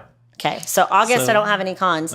So I am going to be playing the rest of Breath of the Wild because I've been on a detox for that for a bit, which is really sad. Well, kudos to you for having the. I have to walk away because you won't see me. Like you won't. I'll be in the same. You could live in my house. There's no connect. Like you could walk in front of the TV and I'm gonna be like, move the fuck out of the way. Like hold on. Like, but I love you. No, get away. I know it's too much. I'm battling something. I'm trying to ride a horse. Like hold on. Like feel sticky and sweat or something because like I get so into it that everything else doesn't make sense. Right. So like when you start feeling like oh shit, like I need a shower or something, like that's when I take a break from everything. Oh, I have to be reminded to eat. Even when I'm building my cosplay. So like. I was doing my the back of the chainmail, and I was doing all the links, and I literally sat there for 36 hours. Well, 32 hours straight. Yeah. I sat there for 32 hours straight putting links together in that. And my guy went to bed, woke up, went to bed again, woke up, and he looked at me and he was like, babe, have you eaten yet? Like, have you eaten? And I was like, what? Fuck that. What? He ordered a pizza and just set it down by me, and I literally ate the whole, it was like this big. Like, I ate the whole freaking pizza. It was not good, but he goes, I was like, oh my God, I forgot what food tastes like. He's like bringing me a water and stuff, but I go from like hunched over, like linking chains to like sitting up, and I was like, oh my God, my muscles don't know how to work. You can't stand. It's the same with video games. As soon as I'm into it, you have to remind me to do stuff, or else I'm not. Because I won't eat or drink anything. Just like at cons, I don't eat or drink anything. That way I don't have to get out of my costume. I don't have to go into the restroom. Wash your hands literally, and stuff, like, I'm stuck in the thing. Have you guys played much like VR games? No, but he's getting a the There you go, ready. What's that Microsoft? What's that VR thing? There you go. They don't have Oculus, do they? I thought. There, this is the special on it, and that's how it looks on the game. Oh, that's cool. Like, no, my brother-in-law has like this crazy awesome setup, like where basically it's a room like in the size of the room that we're in, and like there's just like receivers all over the room. So you stay in one place, but like it's kind of like I forget the gameplay type, but it's like you're in an area and there's just waves of things that just keep coming after you. But it's crazy because like those games, one, because we haven't grown up with them. Trust me, kids are going to be totally different with this. But it's like I stop and I have a headache. I almost have like motion sickness because like the world is different than what you were just looking through. Like imagine Nazi zombies, right?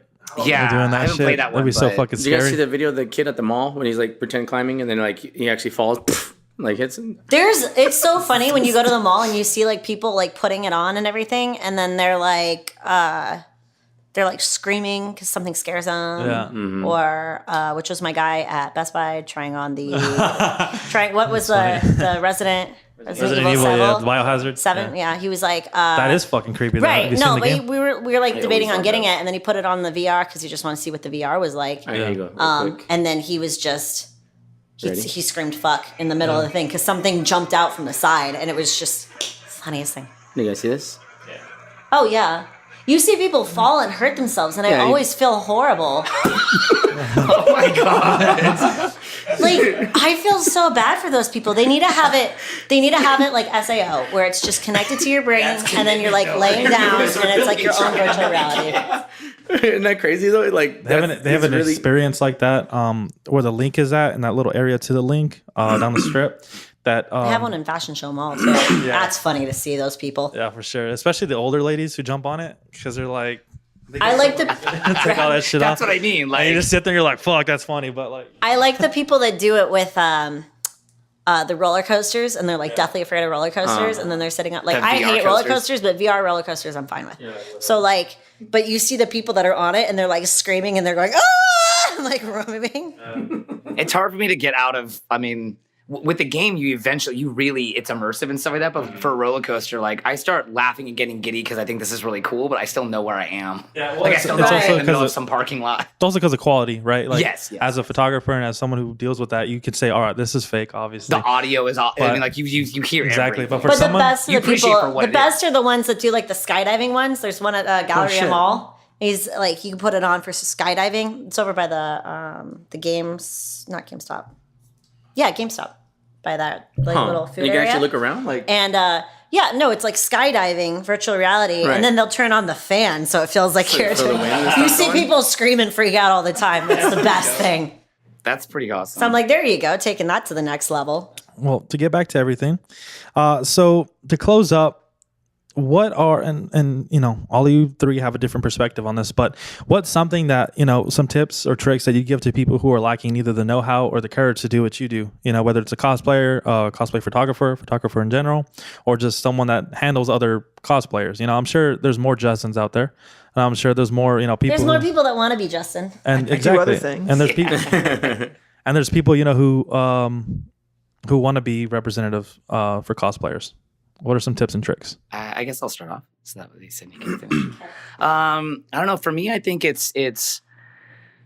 think there's a mixture of knowing your place, but also like, for me, it's a community. I think it's really interesting. I think it's like actually fairly bizarre when other photographers don't really go up and like chum up. And I understand that like some people are like really at different levels. And I feel like my name is a lot bigger than actually I am, so to speak. But that I feel like there's people that are like, oh, and they kind of think, oh, well, he does really good work. And like, no, I just want to get to know people and, talk to other people and stuff. So I think it's just engaging in the community a little bit. And then working on your craft. I mean, that's in terms of this, that's the artwork form is just don't do it like you're just there to take pictures. I mean, that's how we get started. But the photography portion is the vision, the art, what are we kind of doing with this photo versus everything else, everyone else, I just kind of coin it as taking pictures. Or, like not necessarily being a photographer. So, but yeah, I think just have fun with it. Do not try so hard not to make it a job. That's something I balance with a lot is trying to make sure that it's still fun. That's what I've been dealing with this year, making sure that you're still working on your skills and doing shoots that you want to do, that you think are going to be in your wheelhouse and really where you want to aspire to. I think that's the big portion, what we talked about of the people that are like just asking to do boudoir stuff and stuff like that. Like, even though that may feel like you're kind of getting to a different realm of photography, I feel like working on the type of stuff that you really want, people to know you for, I think is kind of a bigger portion too. But again, you can't always be like, oh, well, what defines you? Like what differentiates you from everyone else? In my opinion, you can still only take pictures so many different ways. But how can you be like the best at what you do? And then just like strive for that. And again, we'll never really ever get there, but just again, keep it fun and join the community, because that's what we're all in that for a little bit, is just, geek out and have fun and do that kind of stuff. And again, like in terms of a business sense, that's what's going to kind of help propel you, is you're friends with other talented people and you'll get opportunities you never really see, or you'll meet people that you never would have, or you're just going to see a different way of doing something. You're like, oh, I'm going to start shooting like that now. I really like that. So I feel like that's what the community portion of artists does. And I feel like that's probably similar to like cosplayers. It's like you're really seeing all the work that everyone else can do. And I'm not there to copy it, but I'm certainly there to kind of admire it and maybe make part of it my own. I guess not to repeat a lot of what you said. That's cool. That's cool. I would say the biggest thing is don't be afraid to ask at a convention. If you're a photographer, don't be afraid to ask someone to take their picture. Mm-hmm. That seems kind of weird, but as a cosplayer, don't be afraid to go up to a photographer and ask, hey, you're not doing anything, would you be interested in doing a shoot? It's like kind of super backwards. Oh my goodness. That's like the Sadie Hawkins thing, but it's like if the photographers might be looking for someone to shoot and like they might photographers might be super crazy nervous about it. Right. Say that. I'm gonna go live on that right now. I understand that I come off as like this extroverted person that has like a big personality. Oh my God, you put me around all those people and I'm intimidated on top of intimidated. Right. You're still loud and awesome though. Yeah. We're all awkward nerds. Like, don't be worried. Just by me. Don't be worried about like what your costume looks like. If you put a lot of work into it, like, hey, maybe you'll get a couple of quick photos. Like, it's not going to be like this 4-hour like mega shoot. They'll snap a couple of pics, they'll send it to you. Cool. And now you're starting to interact with the community, get more into what Jim was saying, is you're going to start knowing people, but you have to be willing to talk and ask people. The worst thing is someone's going to say, no, I'm busy, or no, I can't right now. Or not right now. And don't take that personally. Or come back in 10 minutes. Don't take it personally. Just, okay, you tried. Sweet. Awesome. Move on to the next, yeah. And that doesn't mean no next time. So, like, again, some of it is a social vibe that you kind of have to read into, but some of it is just they're busy. So, like, next con, try again. Now, if there starts to be a pattern, maybe there's something there, okay? And you can't change that either. So, like, stop. You can't be pushy either. Like, maybe not try and find like the most famous person there and ask, hey, you ain't doing shit. You want to come to this? Right. Yeah, I mean, kind of keep it in perspective, but like go around, I would say talk to people, ask people on your... But you might even know that they're famous. Some people just don't, they're brand new to it and they might not even know. I wouldn't know anybody, but... if you don't know that they're famous, who cares? You could still ask them. If they say no, they say no. Like, don't... I've heard, like, after getting the picture of Danielle and kind of sharing it with my friends, because I was really proud of it, like, they were like, she's the sweetest person ever. Like, I know people that were friends with her and stuff, and they were super like, and I was like, I just only wanted to take like 2 minutes of her time because I knew who she was and she was with other people. I was like, I was just appreciative that she let me jump in when I said, can I take some pictures? Right. Yeah. So the question I'd like to ask you from the handler side, as we're wrapping this up, is how How do you be a handler? How do you be a Justin? Like focusing on like so what he's talking about, like kind of like what are next steps? What can you do is like what do you do in terms of balancing that with still doing the picture stuff that you like to do, or like just keeping it fun and keeping it not like you're just like a job kind of doing something for someone else. Yeah. There's definitely a balance. I think, especially like on the 4-day cons, you'll see like one of the days I'm like, all right, peace. Which I actually did that. Right. I've done like all the 4-day shows. I've kind of balanced it because like there's stuff I want to go out and see, and like as I'm slowly starting to know more people, like I want to go and interact. So it's hard to kind of be tied down unless we have something like set up. Like if I know something's going to be crazy busy that day, it's like, all right, we're going to have to focus on getting that taken care of. But if it's And also, you always tell me, you're like, hey, I want to go get this signature. So I'm going to be gone first. Right. You need to get there at this time or whatever, and then text me when you're there. Or do you want to stand in line with me? Like, I'm not going to be like, no, we need to go this way. right, and it helps. There's other people there that like I can drop her off at Gil daycare. I make friends. It's so funny. People like ditch me. They'll be like, oh, we're all leaving. And I'm like, okay, sad. Like, Amazing Comic-Con Las Vegas. Justin was there. Steffi Monster was there with me. And then all of a sudden they had to leave. And then Amelia, which is another cosplayer that I was hanging out with, she had to leave. And I was like, oh, everybody left me. I guess I'm going to walk around by myself. And all of a sudden these other people were like, would you like to be friends with us? And I was like, yes, I will. So it's like, people just leave me and they're like, she'll be fine. Don't worry. So just focusing on just-in time. But Justin needs his get the F away from Sydney time. Sometimes I want to see the convention. I actually would like to go inside Anime Expo for like 90 minutes and try and explore everything. I bought a badge for Kamikaze, and I since I bought it early, it's the same price to get one with an autograph. And I'm like, all right, so I'm actually gonna actually kind of geek out, which I've never really done since I've even started one. So yeah, it's just I think kind of same thing with you is like if you're there for photography, like all right, how much time am I going to commit to? I'm going to do like work stuff and then have some fun kind of hanging out. Like, so you need to find the balance because like I've done my hobby as a job before and you can kill it really easy by just putting all business into it and not having any fun. So you need to make sure that you find that balance between the two of have business time and have fun time. Right. Your own time to be like, cool. To explore it. Because if not, then it becomes all business and then you just start going, fuck. Justin also cosplays some of the days. Yeah, I'm sure. Being a goal-oriented person, that's like so tough. Because I'm always just like, aspire, like keep working hard, like keep doing that. And you're just like 6 months ago, burnout. That's kind of where I reached. So, what do you cosplay as, Justin? Mostly the Spoodermans. Spoodermans. A lot of Spoodermans. Yeah. Some video game stuff. It's kind of all over the map right now. Like video game stuff, like PC stuff, or some Overwatch stuff. I just did Leon from Resident Evil. Winston? Nah, no, he does Mercy. Oh, you do Mercy? Okay. Yeah, Mercy's his gender waifu. bend. That's He does legit. Mercy. There might be a diva coming soon. Oh shit! Yeah. Not regular diva, a different one. But yeah, I do a lot of weird gender bend stuff. I don't know. I gravitate to support characters. So while I was a healing priest, and then so I tend to gravitate towards support characters, and they're always female. So like, all right, I gotta try and put a spin on this. I'm gonna make him do Sailor Uranus while I do Sailor Neptune one year. Yeah. Just because. But you'll be in pants. Don't worry. I'm not I gonna was gonna put him in a skirt. No, I'm not gonna put him in a skirt. Sailor Uranus is like gender neutral. She's very gender fluid. Because it's Uranus. like she dresses like a dude in the like regular. Everybody thinks it's a guy, and then all of a sudden she transforms and it's a woman. So you're like, all right, whatever. Yeah. So Justin's gonna be regular. Or isn't there like Mr. Tuxedo or some shit? Tuxedo Man. There's Tuxedo Man. There you go. Moonlight Night. Well, I don't look good as a blonde. I'm not gonna do Sailor Moon.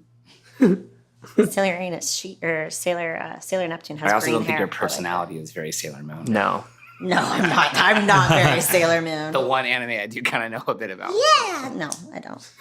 I'm more like Chibi Moon. So what are your tips and tricks? For being an awesome cosplayer? For being an awesome Or for being a Justin? For being everything. Don't be afraid to go talk to people. Don't be afraid to say hi. Don't be afraid to ask anyone to take your picture or anyone to get a picture with them. You can ask them on how they've been successful. I always ask for like a little, like anytime I meet a new cosplayer that's actually pretty big or that I follow. I'm like, hey, tell me something you do. The biggest one that I've ever been told, and the biggest one, I mean, I already did it. I did it naturally just because apparently I'm a good person at heart. But Heart of gold. right, yeah, somewhere in there under my all black. You have to mine for it. It's fine. It's just like if someone comments on your photo, you don't have to comment back to them, but like their comment. You can, like, if someone DMs you and is like, oh my God, you look, amazing as this or whatever, you can DM back saying thank you. Like, be very responsive to your fans. Don't be mean. Yeah. Don't be ignoring. Don't, like, because even if it's your first cosplay, like your first cosplay ever, and you're out there and someone wants to take a picture of you, like, you dressed up, say yes. Don't say, I always hate it when cosplayers are like, no, I don't want to take photos. It's like, well, then why the hell are you dressed up? Like, stop. Right. Just say yes. Or I always say, if I'm headed somewhere, I'm like, quick. It's got to be quick. And they're like, oh, okay. I'm like, all right, awesome. Now I got to go. Bye. Like, that's it. And then say thank you. Don't be mean to your fans. Don't, like, talk negatively about them. You can always have the weird milady ones. But fucking miladies. That just or the bronies or whatever. You get some weird people at any con, and it's nothing against them. They're just they're a little sheltered and they're trying to make friends, and this is how they are. They're not very, like, pure sociable. So don't be mean to them, or don't because we all know that we were that at one point too. Yeah. That's how we kind of fell in love with the comic books, the video games, and all that stuff. Well, there's also the guy there that has a hood up and he has, like, a bag full of prints and shit. He goes to your booth and sees all of it and just get some money and then runs off with it. Yeah, like, just be very grateful. Always stay humble. And then if you're wondering on how to make something and you see someone with it, just say, hey, what did you make this out of? Or you can ask little questions. They might not give you the full rundown of how they made it, or they might tell you exactly how they made it because they're so proud of it. Or they'll tell you what websites to go to. But you just have to be confident. Just because you're big or you're older or you're out of shape or you're too young to portray this character or you're the wrong gender or whatever, do it. Who cares? Like, why are you going to care about what someone else thinks of it? Like, I did a Ivy off of an art piece, and I got so much hate for it after the con. And it was from guys that were like, oh my God, she was wearing it, and she just looked like she fell into some leaves and blah, blah, blah, blah, blah. And so much hate. And they're like, well, I would never want my daughter seeing something like that. Okay, well, then don't let your daughter read comic books. Right. Wow. Don't let her read comic books. Don't let her watch movies. Don't let her do this. If you glorify this as a sexual object, that's what they'll always see it as. That's the problem. Yeah. That's all they're going to see it as. If you see it as a body or you see the detailing, like my Ivy, I sat there, I dyed paracord, I wound wire on it. It was so intricately designed, and a lot of the artists at that con were so like, wow, this is so cool, because they could see the art into it. But these guys were like, you should never wear it. This was like a family con and blah, blah. I'm like, it was based off of this art piece. Like, and no matter what cosplay you do, it could be the simplest cosplay. You're going to get someone hating on it. They're going to say you have the wrong eye color, the wrong hair color, the wrong skin tone. Like, who freaking cares? Yeah. Cosplay is about taking a character and bringing it to life. And it's whatever you want to do, whatever if it's based off of art, if it's based off of the original, whatever, make it your own and be proud of it. And people are going to hate no matter what. And you just have to say, you know what? Fine, whatever. That's fine. Then you don't have to like this. You don't have to. Or how about you do it better? Do you feel like a lot of the people that have a lot of hate are more new? You know what I'm saying? Because it seems like all the originals are more open and like hey, let's group up. But no, so you think? No, they're usually people that have been cosplaying for a while or going to the convention for a while. It's sometimes you'll get that random one that's like, oh, that's not not this character because that character's not black or whatever. But it's like, Like if you like someone But like a black that's guy dressed someone up as that Spider-Man, like, probably- that's not right. Like, Yeah, he's too big for Spider-Man. Right. Or he's too short to be Spider-Man. So is it like Or the old it's- man yelling at the young kids in the yard? It's A little bit. The convention scene in the last 5 years has changed a lot. I mean, they used to not be cool. They used to not be anywhere near as big. Now there's hundreds of thousands of people going to conventions. So the people who've been going for 20 years to collect comic books are being pushed out for more entertainment. yeah, and I think Different that sucks 'cause- venues, cosplay Yeah. stuff has kind of taken over. There's more pop culture stuff. So it's like, you have invaded my home, you've taken it over, and Get off my lawn. you're pushing us out. Right. So there's so some cons you're dealing with some pushback of people who've been in it for a long time, and it's changing a lot. Yeah, but I mean, if you're gonna do cosplay, do it up, do it as best as you can, and if you want to take a picture with someone, like I always tell people, because there's people that'll comment on me on my Instagram or message me and stuff, and they'll be like, "Hey, I saw you, but I didn't get a picture with you," and I'm like, "Oh, why not?" You know. And they're like, "Well, I was a little too shy." And I'm like, "Well, are you going to be here tomorrow? Let's meet up and we'll grab a picture." Just ask. And just ask. just ask. Just come up. You can tackle Say me. hi. You can just. It doesn't matter. Don't Just, tackle her. I was like, Don't do that. she's like, you said I heard it on the podcast. I could tackle you. right. No, but like you just come up and say hi and like take a picture. You can ask to pose with me. You can ask to if.